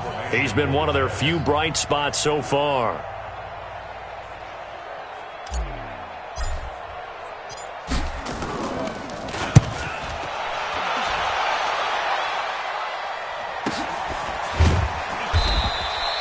Call it 46 yards on the punt, just a single yard on the return as he was covered quickly. And the Eagles will have it, taking over 1st and 10. Deshaun Jackson getting set to go again on offense. He might be on his way to a record-setting performance. So good here. We're only in the second quarter. And it's so interesting when we watch these types of days unfold for a receiver because they need a quarterback throwing it accurately, people to block for the quarterback, so many other variables. But, boy, he's getting it done, and in a big way. Right now, he wants to rock on every snap. Yeah, he's counting his yards in the hundreds, not the tens. That first down completion only netted him 3. 2nd and 7. Throwing now is Wentz. That's caught by Jackson. A big play there for Philly. 45 yards. What a first half this has been offensively. I mean, defensively, what do you do when you're getting torched like this? Well, these receivers are absolutely wearing them out. So 2 thoughts come to mind. 1, get some oxygen. Fill up your lungs a little bit. And number 2, talk to your guys up front. You need a pass rush to help slow them down. 11 more on that one and another first down. This offense can certainly move quickly when they want to. 3 plays, 3 pass completions. In the blink of an eye, they've got a 1st and goal. Almost felt like a lightning bolt hit in this game, didn't it? For them to get downfield that quickly. And now 1st and goal, expect them to attack right here on this play. On first down, Wentz. It's caught by Aguilar. And they'll lose yardage here. They go backwards to the 13-yard line. Call it a full 3 yards in the wrong direction there. Brings up 2nd down. So 1st down went in the wrong direction. They're at the 13-yard line. Here's 2nd and goal. Throwing is Wentz. 20-yard line. Blowing that play up was Henry Anderson. Second goal, last thing you need to do is get pushed backwards to take a sack. But he couldn't find anywhere to go with the football. Had to eat it and ended up on the ground. And now they're looking for 19 yards here on third down following 2 negative plays. Caught by the tight end Ertz. The completion there winds up a wash, and it'll bring up fourth down. They dialed up the blitz on third down, and your worry as a defense that they can hit you with a big play in that situation. Instead, the blitz pays off, able to rally to the football and make the play. So the drive stalls out inside the 15-yard line, but they do get 3. And I've talked with enough players nowadays, and when they have these types of kicks, that no one says to their guy, hey, that's just like making an extra point, piece of cake. Because the extra point is not a piece of cake anymore. But kicking a field goal from that distance, just give him confidence and let him knock it through.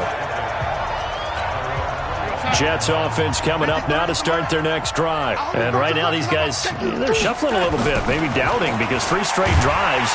Blitz coming and down he goes. Derek Barnett able to maneuver in for the sack. I'm starting to wonder if this offensive line just simply doesn't like him. I mean, they've given up 6 sacks in this game.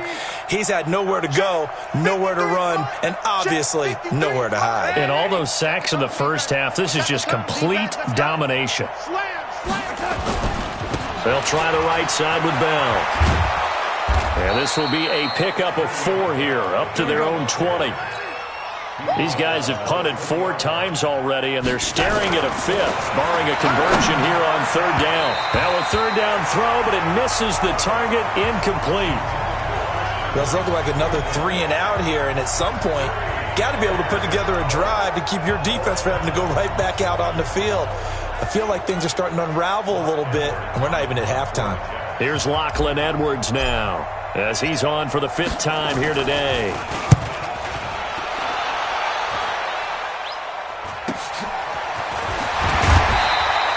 It'll be a 47-yard punt with a net of 40 following a 7-yard return. And possession will switch hands, 1st and 10. Carson Wentz, along with his offense, heading back out there for their next possession. And how about the start so far, Charles? 3 first-half touchdown passes. And that's how you generate excitement on a team. Keep your offense moving at a really high level. And it's also how you establish leadership, by playing that well. 3 touchdown passes, that's the way to lead. Now he's just hoping for number 4. Now this one over the middle into the hands of his tight end, complete. 9 yards to pick up there, and it's a first down. Many different ways to create space, but on that play, he did it with that big, wide body of his. Didn't get a whole lot of yardage on the play, but it did what it was supposed to. Pick up a first down. And they'll get him down after a pickup of 8, 2nd and 2. Just what you want on a first down run. Call it 8 yards, and it's 2nd and 2. Now it's Sproles, and he'll get it inside the 40 to the 39. 2nd and 2 is prime time for a little bit of a gamble, isn't it? Open up the playbook, go play action, toss that bad boy deep. But in this situation, go ahead and give it to your back. Let him pick up a first down, keep the sticks moving. There's a ball thrown right side and complete. And they'll wind up getting this one all the way down inside the 20. Call that a very strong gain of 24. On first down, they run with Howard. And effective running here. He'll take it down inside the 10. It's a 7-yard carry to set them up with a 2nd and 3.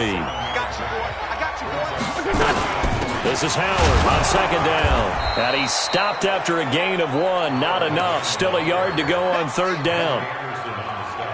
The good run on first down followed up by a not-so-good run on second down. Now let's find out if they're going to stick with the run here on third down. A lot of people would love to see some play action here. I say go with your best running play over your best blocker. Meanwhile, on third down, they take a shot at the end zone, but it's incomplete. Nice play there to force the incompletion. And to me, one thing's for sure. When you're the underdogs and you're playing on the road, you absolutely have to get takeaways. You've got to get the ball from them. Yeah, win that turnover battle, going to be key. They didn't get one there, but you get the feeling they keep making plays like that, they might just get a few. Yeah, once you get one, defensive teams think they come in bunches. That drive took him inside the 10. Good job defensively to hold him to 3. Yeah, I like how you did that. Give a little tip of the cap to the stout troops there because they didn't give up a touchdown in that situation, right? Made them kick the field goal.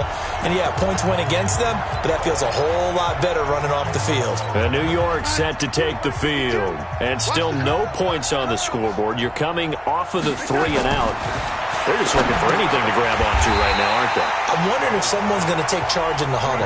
You know, we always look to the quarterback, but sometimes it's another player on the team, a star, a veteran, someone with some excitement and energy. It's like, all right, guys, let's shake things up and let's go because they still have an opportunity to make things happen. Shake it off. And he'll be upended here after a pickup of 3, getting it out to the 25. These guys have punted 4 times already, and they're staring at a 5th, barring a conversion here on 3rd down.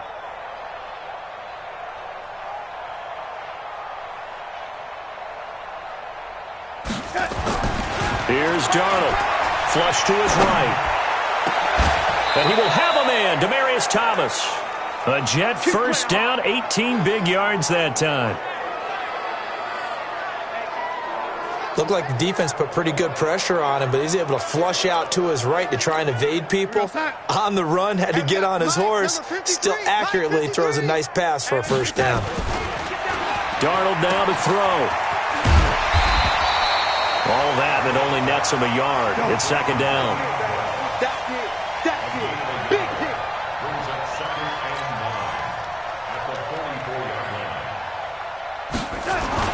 To throw again on 2nd down. Darnold eluding the pressure right. Got a man. It's Brown. The dump-off gets him 9, so now they're in much better shape for 3rd down. I like the design of that play, or shall I say the way it ended up. Quarterback ends up to the right side. You know, he gets outside of the pocket. How about the tight end staying in his sight line and getting to that same part of the field, and they find each other for the completion. Forced out to his left. He may try and run for this. The improvisation gets him only a couple, but that's all he needed. 1st down. We just saw a nice example of why teams often bring in baseball guys to teach quarterbacks how to slide in key situations. You want to protect your franchise guy. Make sure he doesn't get hurt. He did exactly that on that play. And he can't get rid of it. He's taken down. Fletcher Cox in there to get him again. That is sack number 6, one off the NFL record of 7. They come up on 2nd and long, and the pass protection just has not been there this afternoon. Now this is Le'Veon Bell with a reception. It'll be a gain of 4, and that'll make it 3rd and 13. 9th play of the drive coming up, and certainly not an easy one on 3rd and long. Here's Darnold, and he can't find anywhere to go with it, and he goes down. Fletcher Cox in there for the 7th time in this game alone, and that ties him with the late Derek Thomas for the most sacks ever in a single game.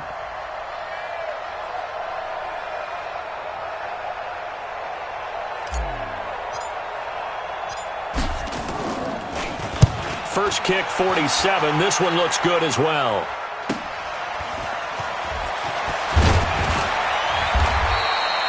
So possession goes over here on the punt. Philadelphia getting set to take the field. And they had 3 points last time, but they didn't want 3 points because they were well within range of scoring a touchdown. We'll see if they can do better now. I'm with you on that one. Let's just go ahead and be frank about the whole thing. The only one happy about the 3-point kicker. Exactly. He put it through the post. That's going to help him at contract time. But that offense, they're thinking, let's get in the end zone this time. I don't know if that helped him at contract time. You could have kicked that one through. I don't know about that. I don't know about that. Super toe. It'll wind up being a loss of 2, and it'll be 2nd and 12. So the opening play of the drive goes backwards. Now they'll come up on 2nd and 12. And he still has yet to get on track in this first half as they're going to stop him behind the line. So time to start going in the other direction as they come up now 3rd and long. Working from the gun, Wentz. And this is going to be incomplete. Well, those two have hooked up for a touchdown once already in this game, that time unable to find the completion. Yeah, it just appeared they wanted to get him out into open space and try and get him the football. As you mentioned, unable to connect. This is taken at about the 14. And when it's said and done, it's a 58-yard punt. And the Jets will take over 1st and 10. New York set to take the field. And with this deficit, you can't have too many more drives like the last drive where you had to punt it away. You know what I would tell my offense right here? The punter doesn't exist, guys. He doesn't even exist. He's not. Darnold, he lost the football. And it's picked up by the Eagles. And his guys will take over at the 14-yard line in the red zone.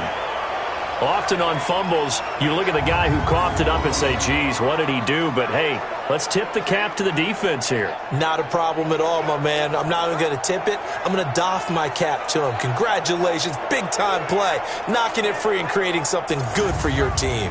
Carson Wentz and the Eagles make their way out to the field. They've got the lead. He's a big reason why. Looking sharp so far. And as we travel around the league, we see quarterbacks get it done in a variety of ways. But today's NFL does tell us one thing. If that guy doesn't play well, their team's not going to win. And right now he's got his team in the lead. And now they'll look to extend that lead. Wentz going to throw. The quick slant caught. And he'll be taken down at the 2-yard line. It's a nice pickup of 12 yards, and it gives him a 1st and goal. I think a lot of people ask the same question all the time. Why do we see so many slants in the red zone? Well, the windows are tighter. Everything's more condensed. It has to be quicker. And he's in. Touchdown, Eagles. Jordan Howard with his 2nd touchdown here in this first half as his guys continue to pour it on. And always a good first half when you can hit pay dirt twice. And it never hurts to have that good feeling as the game moves on. Just think about halftime. If that's all he gets, he'll just sit there at the half and think, all right, 2 already. I can get some more. I can get some more. And he'll be encouraging his offensive line to create some space. This fielded a few yards into the end zone. And he's able to get it across the 20, but not by much, as he's marked down at the 21-yard line. Robbie Anderson making his way back onto the field. Hasn't had his best day to this point here in the second quarter. They're losing. You got to think, though, that also means that maybe the defense doing a good job on him. There's 2 sides to that coin. I would agree, so you have to give them credit, but that means you've got to find a way to beat that defense and make sure one of your top playmakers touches the football and has an impact on the game. Change formations, change where he lines up, put him in motion. Anything possible to shake him free. Maybe that greater impact comes here on this drive. And this will be caught by Brown. 1:54 left on the clock here in quarter number 2. We remind you that coming up at halftime, Jonathan Coachman will be alongside. He'll have highlights and analysis from Orlando of this first half of action. Darnold on 3rd down. Flushed out right. On the run, he'll let it go deep. Right sideline. And that is incomplete. Sometimes it's just not your day. There's another failure right there on 3rd down. And no move to get the offense off the field. Despite failing once, they're going to go again here on 4th down. Hey, seam 6. Seam 6. 53. Mike. And they are going for it. Darnold, flush to his right. He's going to air one out for Anderson. And this is going to be incomplete. So certainly an interesting call there to go for it. And the Eagles are going to take over in great field position. So they take a big chance here in their own territory. And you think the coach may have some questions to answer? Yeah, and, normally we focus on the media, right? The social media barrage that he's going to get for this one. How about on his own sideline and in his locker room? Because I think the team's going to look at him like, Coach, why would we go for it there? I mean, no confidence in the defense. You don't like the punter. I mean, what's going on here? You owe us some explanations. Now left side on the swing pass. And he will lose yardage here to the 31-yard line. So they had the big loss on that first down pass play. And facing a 2nd and long. Now a throw here secured by his running back out of the backfield. And he'll be a little shy of the 25 here at the 26-yard line. The Eagles going to take the first of their timeouts, as they'll stop it with exactly a minute to go before halftime. The Eagles on 3rd down. Just 1 for 5 to this point. This is 3rd and 9. Wentz now to throw. Completes it to Aguilar.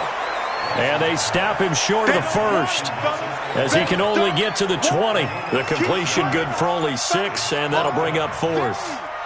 One of the money routes for any offense, the drag route.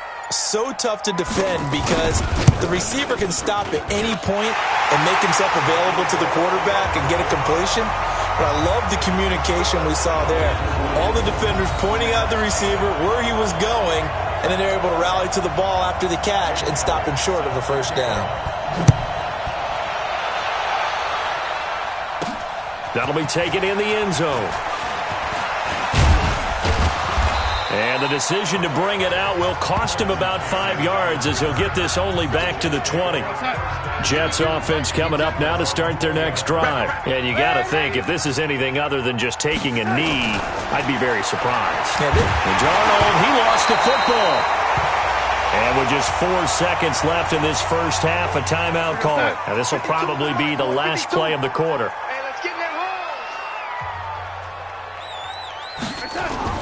A final shot before the break, Darnold. And that's going to be incomplete.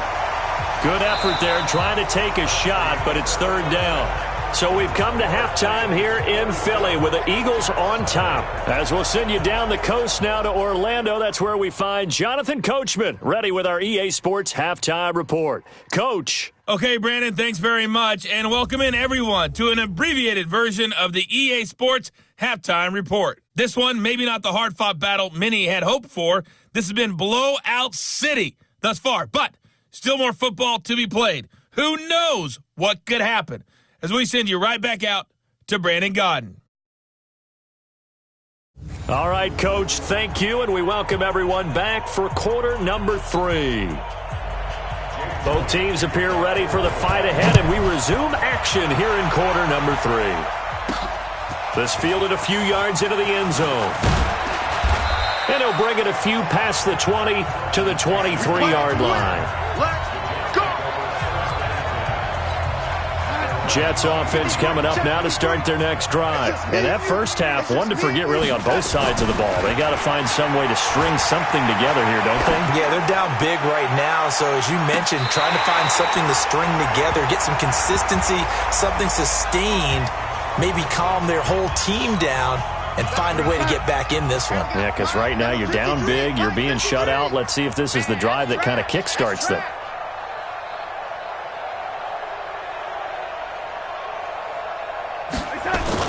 Back to the air, Darnold on 2nd down, eluding the pressure right. And he slings one that's incomplete.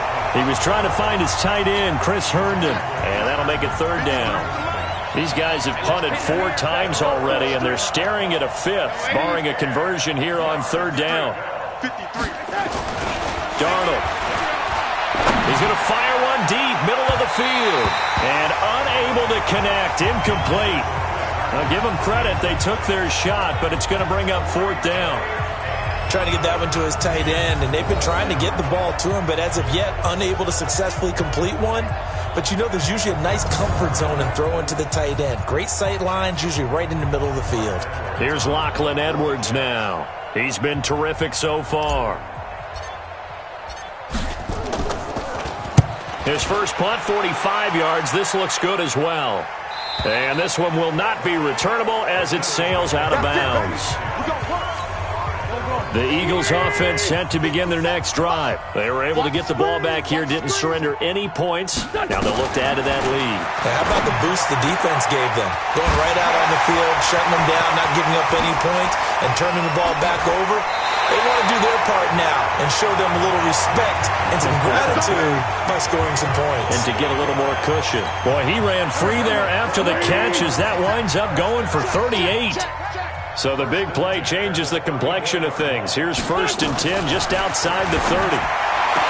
Now Wentz. It's complete left side to Aguilar.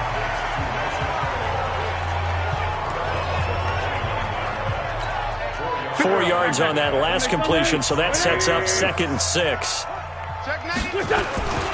Now Howard. About 3 yards there to the 27. 3rd quarter and you've got the lead. You're not ready to go into that 4-minute offense to close the game out, but a running game can really benefit your team right now. 57. All day, just like that. Just like that. Wentz going to try and throw on third. This is caught by Jackson. And that's going to be another first down as the tackle made at the Jets 16. And on that last play there, he's over 400 yards passing now. You know what that generally means? Success. That, and it means you really didn't miss opportunities. Usually very accurate. The ball's getting to the right place. Guys are making yardage after the catch to help you out that way. I mean, the whole team has picked it up. And don't forget, that means the offensive line has had to pass protect pretty well, too. Everyone dialed in. It's caught by Jackson. And all the way down inside the 5 to the 4. Same exact result as last play, a pickup of 11. And now he's closing in on 450 yards passing. That's an incredible number. I mean, you're talking about the best defenders in the world that you're trying to throw the ball against, and you're creating that type of a number. Fantastic job, fantastic performance, and he's going to have to ice up his arm afterwards, too. Throwing now is Wentz. This is caught. Nice job defensively to hold him to 4, and now it's 2nd and goal.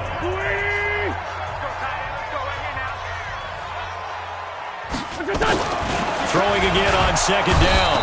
Wentz under pressure now, and he's going to go down. Sacked back around the 8. Jordan Jenkins leading the surge there as he drops him for a loss of 6. Wentz now on 3rd and goal. Now he's got it. And they're going to mark him down short, maybe by about a yard, if that. A terrific job there to keep him out of the end zone. And now it'll be 4th and goal. So much about offense is what you call hidden yardage. You know, you throw the ball to someone, they catch it, and then they can make a big play. You know, they create a play, run after catch. They did a really nice job there of limiting that and keeping him from a first down. Yeah, stopped him in his tracks. So making 4 out of 4 now in the field goal department, and he's able to extend their lead. When drives are bogged down, he's been automatic out there. So nice to have a kicker you can count on to put points on the board. And he'll get it up past the 20 to the 22-yard line. The Jets offensive unit ready to get going here. And 3 and out on the last drive. No points on the scoreboard. A little soul-searching now? I would say so, and they need to help out their defense a little bit. They've had to be on the field a lot more than normal, put them in some tough spots. But what's the old adage? When you get another chance, it gives you a better chance to do it right. Meanwhile, they take a shot to start the drive, but this is going to wind up incomplete. Robbie Anderson, the man he was looking for, and that'll bring up 2nd down. Darnold off the play fake to Bell. They'll roll him out right. And he can't find a receiver, and he's brought down. Timmy Jernigan with a sack. The amount of sacks that they've absorbed in this game is absolutely extraordinary. Let's just face it. This offensive line, flat out, cannot handle this pass rush. It's been demonstrated time and time again. Now Darnold. And that'll wind up incomplete. Bold play call there. Now it's 4th down. Another drive comes and goes. Still nothing on the scoreboard. Yeah, and when the second half comes, you know, it's real easy to get discouraged and wonder if you're ever going to get things started. You just got to fight through it. You got to keep pounding away. Now on 4th.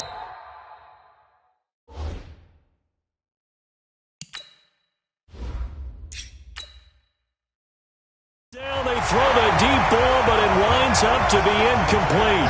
I don't know why you would do that. It's almost guaranteed points the other way. I mean, I get it if it's a late game situation, maybe even 4th and inches. But, boy, that's a huge risk to take. Yeah, now they're set up in prime position going the other way. Here's Carson Wentz now with the rest of his offensive unit heading onto the field. Now, I'm just wondering how many yards is he going to throw for? We're only in the 3rd quarter. He's just thrown for a ton. You have your abacus here? My what? Your abacus? I thought you said like Atticus Finch. No. We're not getting that deep. But counting this up, we might need a few extra people in here because the yardage he's piling up, the way that he's playing, it's a lot of fun to watch. I can't wait to see what he does next. We'll see what he does here on this drive. They'll run on 1st down. It's Howard, and he'll fight his way down right around the 12. The linebacker, C.J. Mosley, in on the stop.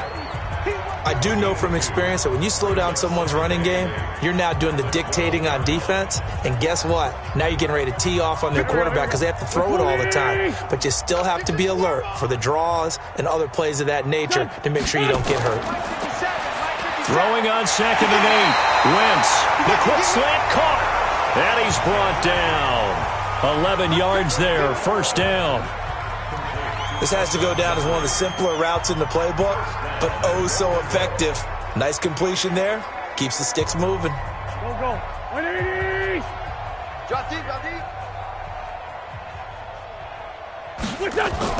They'll try and run it now with Sproles. And he is going to be stopped cold behind the line of scrimmage. Right there. That's going to go as a loss of 1 on first down.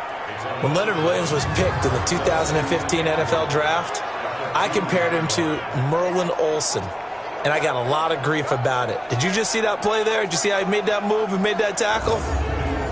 That was Merlin Olsen-esque there. I just perked up when you said Merlin Olsen. Yeah, a lot of people said, hey, that's too much, too far, and maybe it is early, but I think this guy has a chance of fulfilling that. Again, they'll run it. Again, it's Sproles. And this is going to result in losing yardage. They're driven back to the 8-yard line. It's a 6-yard loss on the play, and that'll make it 3rd and goal. On goal-to-goal runs, when you create lost yardage plays, the only way that happens is either called pressure or what I like to call straight-ahead pursuit, a great read, and they get to the backfield and make the play. And that was a big chunk of yardage lost.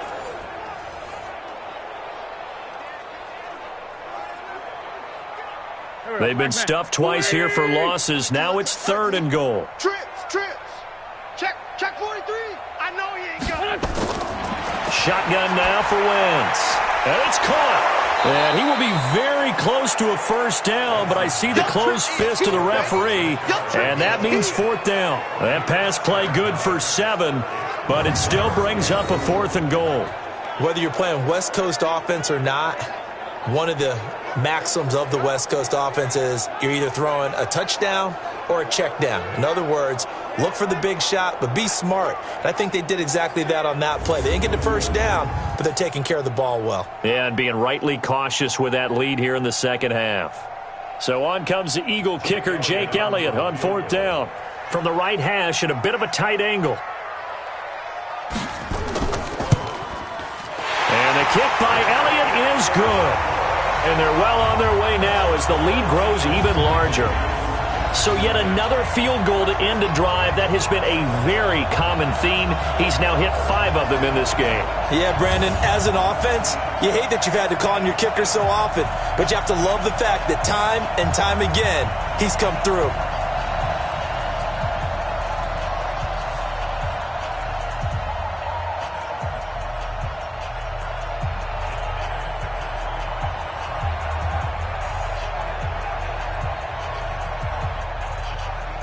After the field goal, here's Elliott to kick it away. This is taken about 7 yards deep. And no run back here. This will be a touchback, and it comes out to the 25-yard line. Now the Jets offense, they get ready to head back onto the field. And on that last drive, went for it on 4th, turned it over. But good job by their defense, though. They held them to 3, but this offense, they've got to be a little bit better, a little bit more careful here. And sometimes when you see these calls on 4th down, when they decide to go for it, it's not necessarily the coach saying, I believe in my offense. Sometimes the coach saying, I believe in my defense. I can afford to go for it here because if we don't get it, I don't think we'll give up more than 3. And that's exactly what happened. You think that factored in? I do. I think that he had that in his mind going into the game, that I'm going to be aggressive on offense because I know I've got a defense that can hold up their end.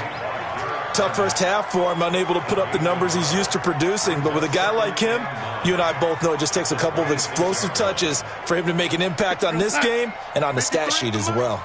The last play got just a yard. Here's 2nd and 9 from the 26. Back to throw, Darnold. He's got Herndon, his tight end. And down he goes, but he takes it up to the 40. Give him 14 on that one and a first down. By the end of last year, Herndon had solidified himself as the primary tight end for New York. Overall, second leading receiver in 2018 on the team behind Robbie Anderson. In fact, his 39 catches, most among rookie tight ends in the league a season ago. To throw is Darnold. Throw complete to Herndon. And he'll get up near the 45. They'll spot it at the 44. Well, the strategy was evident there. Get it to your tight end and make it a one-on-one play with a cornerback. Who's usually going to win that one? The tight end, but not there. Not in this situation. How about the corner defeating that logic and making a really nice tackle? On second down, it's Bell. And still about 3 yards shy of a first as the 4-yard pickup brings it to third down. Well, they certainly have been able to get him going and establish the run, so I think it's time to abandon that plan and start chucking it all over the park. And you know who's excited about that? The defensive front. They got a chance to pin their ears back and get after him now. These guys have punted 4 times already, and they're staring at a 5th, barring a conversion here on third down. Darnold completes it, and he will have the first down as he gets this to the 47. It'll go as a gain of 6 that time, and it moves the chains as well. And that one was a lot of fun right there because that was the game within the game. Third and short, blitz was on. What's the key for the quarterback? Get out of your hands in a hurry. And that was a quick little completion. Got the job done for a first down. Still in search of their first touchdown of the game, but they're on the move. First and 10.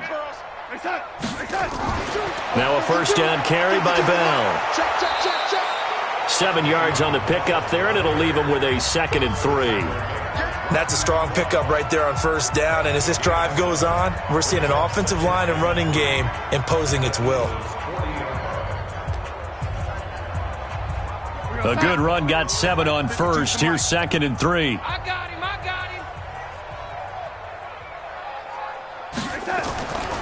Again, it's Bell. And he is met quickly in the backfield. Down he goes, folded like a lawn chair. That'll be a loss of a yard, and it leads to a third down. I'm getting the sense that Fletcher Cox is making offensive linemen want to take the week off when they have to play against him. It's a regular routine for him, isn't it? It really is. That play there, that's him all day long. Good luck trying to block him and keep him from disrupting your offense. Here's the 7th play of this drive. This is 3rd and 4. Darnold now to throw. A screen to Bell. And he gets it to the 32. Good enough for a first down. Here we go. 9 yards on the pickup there, and it keeps the drive alive. As an unbiased observer, I think it would have been interesting to see what they would have done if they hadn't gotten the first down there. But since they did, I guess the point is moot. Yeah, they were right there in that middle ground, field goal range, punt, go for it. But as you said, they picked it up.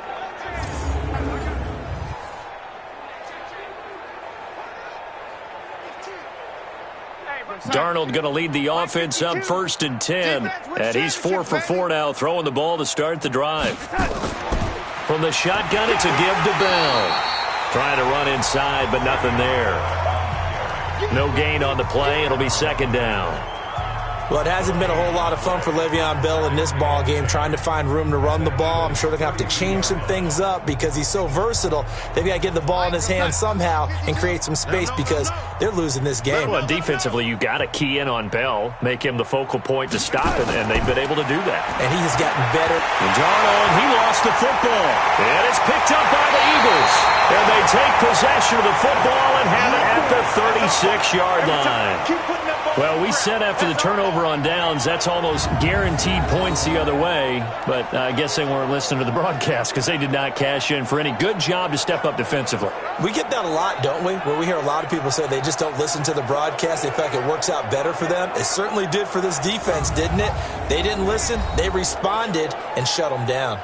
Here's the Philadelphia offensive unit now as they head out to take over possession. And they're not going to play this conservative, I don't think. They had the field goal last time, and they're up, but they're looking to put a drive in the end zone. Oh, I agree with you totally. No one goes out on the field and says, all right, let's just settle for 3, except in certain situations, trying to ice a game, that sort of deal.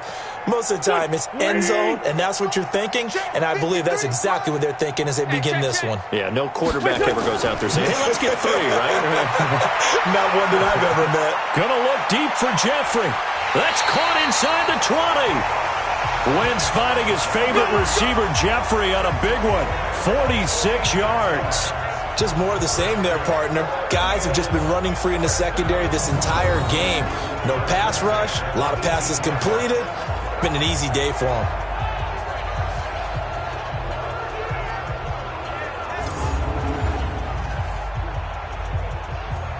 So the big play means just like that, they'll operate from the red zone now on first down. Working from the gun, Wentz. Caught by the tight end, Ertz. And he's able to work it here to the 8-yard line. Give him 9 there on the first down completion. They really love to get him into one-on-one opportunities, and this is one way, work him out of the slot and create a mismatch. Who's going to cover him? Corner, safety, linebacker? He's got a way to beat all of those positions.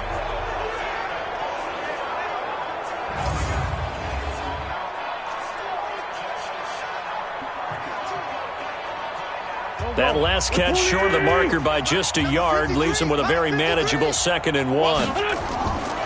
Here's Wentz to throw. Toward the pylon, caught. 6 yards the pickup, and that's a first down. A little football 101 there. You just see the receiver try to run down the defender, meaning he goes right at him and really trying to move him a little bit towards the center of the field so he can put his foot in the ground and break to the out, to the sideline, and make a catch. So 3 plays, already 1st and goal, and they are wasting little time. Throwing is Wentz. Rush coming, and he's taken down. Brandon Copeland came in there hard on the blitz and got him down 9 yards behind the line of scrimmage. Well, if you're going to throw the ball on 1st and goal from the 2, the worst thing that should result is an incompletion for you offensively. But, Brandon, this is a different type of football. Back in my day, 1st and goal from the 2, a lot of big people with big neck rolls, they were on the field trying to ram it into the end zone. So they get pushed back to the 11, and here's 2nd and goal. Wentz.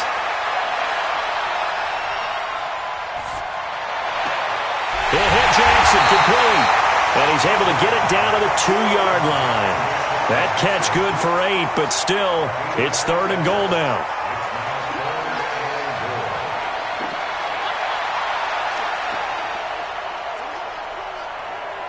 And this should be the final play before the quarter ends.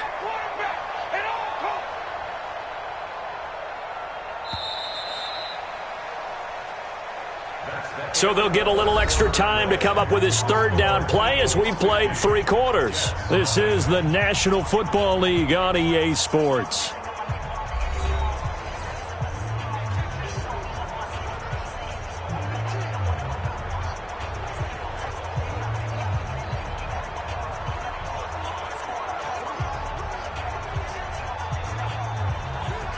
Stonewalled on 2nd down. Now let's see what they can do on 3rd and goal from the 2. From the gun, it's Wentz. And that's going to be caught for an Eagles touchdown. Carson Wentz with touchdown pass number 4 on the afternoon as his guys continue to put this one out of reach. So another score there, and often you talk about the 3 phases of the game. Defense, offense, special teams. It's been a clean sweep in this one, hasn't it? It certainly has. They've been pretty dominant throughout this game. And privately, the head coach will add a 4th phase. That's the coaching. And he'll tell the ownership that as he tries to negotiate a new contract off of this win. They are looking strong here in the 4th quarter. Elliott on for the extra point.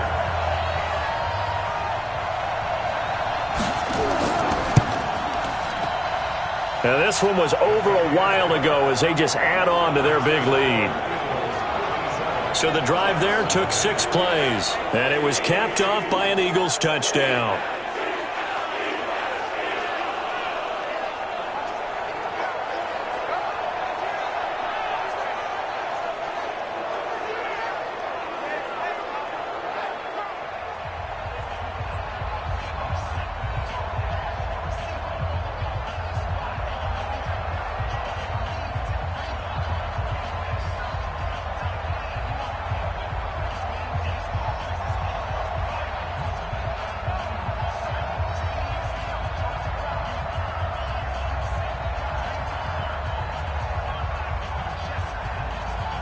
Now after the touchdown, here's Elliott on to kick it away. This fielded at the 2. They'll bring it back to just about the 25. Call it the 24-yard line. Let's go. Now the Jets offense about set to take over as they head onto the field. And let's face it, this drive is not going to have any bearing on this game, but it's kind of important for one reason, isn't it? It certainly is. You got to get points. And okay, all right, I'm being facetious here, but you get points, you feel a little bit better about yourself as you move on to the next one.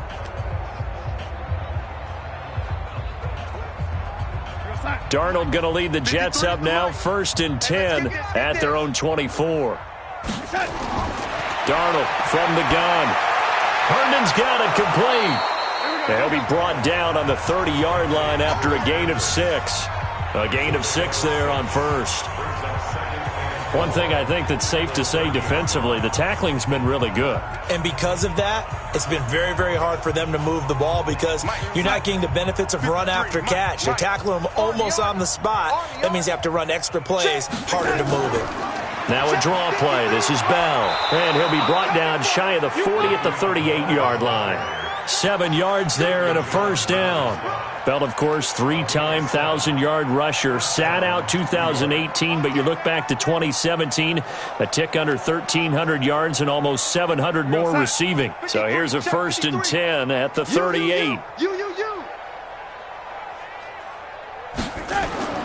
Out of the shotgun, here's Darnold. Caught here by Bell. And this will be stopped at the 44. That one good for 7 yards.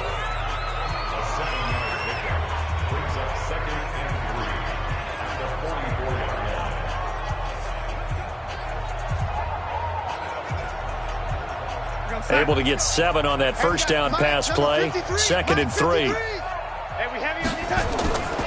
Here's Darnold. And he fires one incomplete. He was looking for Jamison Crowder there. And it's 3rd and short. Another wayward pass. You know, things started out poorly in this game, and to be frank, they just really haven't gotten much better. And all that does is embolden a secondary. They feel good about what's going on, and they just play better and better. So the incomplete pass on the last play, and that leads us to a 3rd and 3. They'll run it with Bell. And he got blown up. Losing yardage on the play back at the 44. Defensively, they rally the troops to force 4th down after that 7-yard pickup back on 1st. Another example of just a dominant performance by this defense. Yeah, you hear all the time about teams that try to steal signals from the other side and try and learn their signs and their tendencies. It's almost like they got the answers to the exam the night before and were well prepared for this final. Here's Lachlan Edwards now as he's on to punt for New York. He steps into this one, and this is a rocket. And problems spreading to the punt team now. This one goes all the way into the end zone on the fly, so that'll come back to the 20. Alshon Jeffrey working his way back out there now to help lead this offense. And I know that they've double-teamed him a couple times, but not a ton. Whatever they're doing isn't working. He's up over 100 yards. We'll see how they adjust. And when they do that, they weaken their defense in other places as well. And how many times have we done games where we've seen a guy have a big game like this? But it's usually not by himself, is it? Right. Usually it opens it up for other people to have big games as well. Already at the line, this Philly offense set to go. And this game comfortably in hand. The scoreboard speaks for itself, but you still got your starting quarterback out there. When do you go to the backup? Let him get some time. And that's one of the great questions in the NFL, Brandon, because I'm just going to tell you, in the 2015 season, I commentated on 3 games in a row that were blowouts. And in none of them did the starting quarterback ever come out of the game for the team that had a big lead. And in each instance, I asked the coaches later on, why didn't you do that? And they all looked at me and said, just don't really do that in the NFL. You know, these guys play, and we just play them all the way through. Now, in certain situations, they will take them out, but for the most part, they're not as worried and concerned about getting them out of the game. And that's always puzzled me a little bit. So many teams want to throw the ball in this situation nowadays, but I love watching a team that has enough confidence to go ahead and run the football in that situation. That's almost a tendency breaker. From the 32 now, here's 1st and 10. They run with Howard. And he's going to be taken down with a marker on the field. So let's see about the call. Can see this quite a bit on running plays where the guy's out wide. A lot of times, though, it doesn't get caught. You're exactly right, because it's away from the play usually, so a lot of it goes undetected. But I know this will surprise you. I coach some receivers in the offseason. We work a lot on hand placement and blocking downfield. Might want to take that course. Watch the boot. Running with Howard, and he is swallowed up right at the line of scrimmage. He was brought down by Brandon Copeland. Run blitz there defensively, something we might see more of here in the fourth quarter. I think we'll see a lot of it, and the difference between that and a pass blitz, you're just trying to get to the quarterback. You're trying to scheme someone open who will get to the QB and make sure he gets on the ground. In a run blitz, you're actually trying to cover up gaps, trying to cover up holes so they can't run the football. Wentz connecting with his tight end, Goddard. That's a staple of this offense. Drag route to the tight end. Yeah, he's unable to use his size to break off much more yardage after the catch, but still an effective gain nonetheless. The Jets will bring in a nickel set as they try to stop this third down. On the handoff, this is Howard. Now Howard stripped. He lost the football.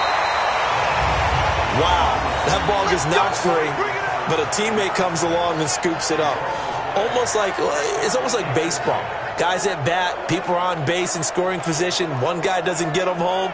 The next guy comes through and picks him up. And avoids the turnover.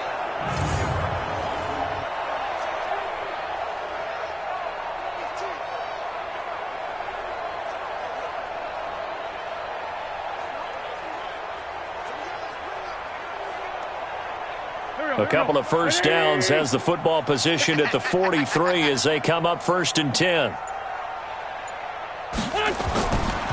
On 1st and 10, it's Sanders. And they're well past midfield, just a yard or two shy of the 40. Philadelphia picking up the first on a gain of 15.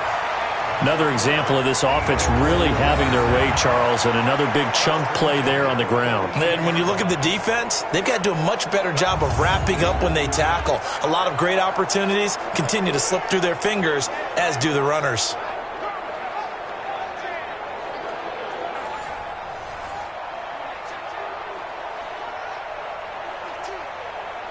So in Jet territory now. Here's 1st and 10 at the 42-yard line. A give to Howard. And he'll take this one down to about the 40. Just a yard on the first down carry, so it's 2nd and 9. Bottom line, they want to keep this clock rolling, so they'll take that one right there. They just want to keep falling forward, and they want to put the onus on the big fellas up front in order to bring this one home. The run only got a yard. Here's 2nd and 9.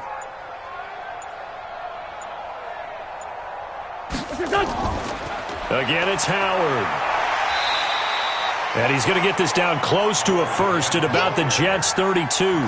Well, partner, I know this type of running back. I mean, this size, this intensity usually gets better as the game goes on. I can just tell you from experience, the first few quarters, oh, you're eager. You come running up there, I'm going to tackle this guy. By the fourth quarter, you're coming up and thinking about it. And D-line wearing down fourth quarter. Yeah, that's not a guy they want to see consistently. And he connects with Ertz. An Eagle first down there, Wentz to Ertz, and the names that end in TZ. He's been the go-to guy. They needed a big play there on 3rd down. Went his way. It worked out. Doesn't matter whether they've scouted it or that they think he's going to get the ball. He has a knack for finding his way open and completing the connection.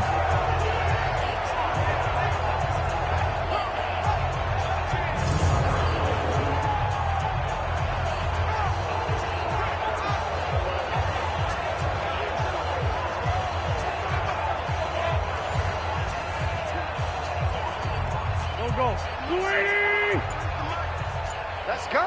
Check 24. Check 24. On 1st down, it's Howard. And he'll be tackled at the 23 after a gain of 3. Not much happening there on 1st down. I thought there might have been a hole for a split second. Yeah, but it dried up pretty quickly, didn't it? Closed fast. The last run got 3. Now here's 2nd and 7. What's your son? Here we go. What's your son? What's your son? That's Aguilar with it on the jet sweep. He is taken down at the 21 after a short gain of 2. Well, they had that one sniffed out. Excellent run blitz. Stop that one for a short gain. What makes a good run blitz a good run blitz? The ability to stay on task, to follow up your assignment, go to the gap you're supposed to cover, and not be deterred by anything else. Now Wentz. This is caught by Jackson. And he will be brought down at about the 6-yard line. They're able to convert on third down, and that sets up a 1st and goal. That was simply snap, rock, and fire. I mean, they didn't take long at all. Slant route, and I loved where he put it. He put on the body of the receiver low so that only he can catch it. Yeah, I don't think there was any magical formula there. Defensively, that's just tough to defend. Very much so. And that way it allows the receiver to keep his body in front of the defender and not allow him to go through him to knock the ball away. So another third down conversion, and now they've got a 1st and goal. Now Wentz. And this is caught. Touchdown, Philadelphia. Deshaun Jackson there to make the grab as his guys continue to pour it on. There's no doubt in my mind. And do you hear that? Do you hear the... It's not scales, right? I don't hear scales. Do I actually hear a tune being warbled? I think the fat lady's humming. Yeah, she's doing more than humming. She's belting it out right now. She's full bore. Yeah, this thing is flat out finished.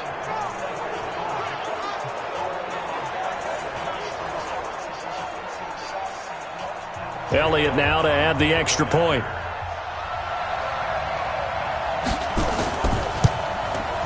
Now this one was over a while ago as they just add on to their big lead. So that one a 13-play drive in total. The result, Philadelphia in the end zone.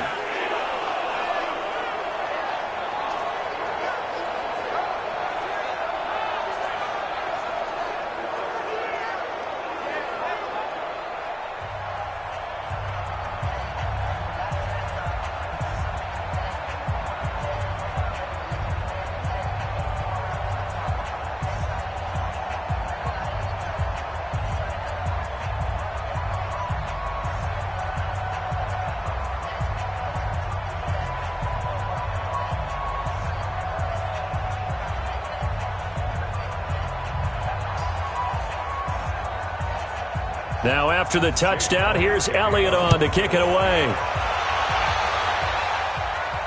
This one fielded at the 5.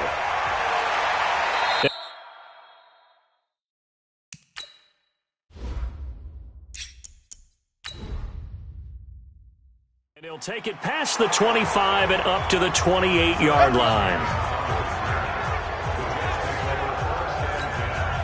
Jets offense coming up now to start their next drive. And down on the scoreboard, certainly needing to avoid what happened on the last drive, punting the football. Sense of urgency has to take over for them here. They know the score. They know the situation. And by the way, the punter no longer exists for their offense. That's how they have to treat this drive. They need points. Big time. So now they'll come up on 2nd and 10, once again from the 28. Darnold into heavy traffic, and it's intercepted.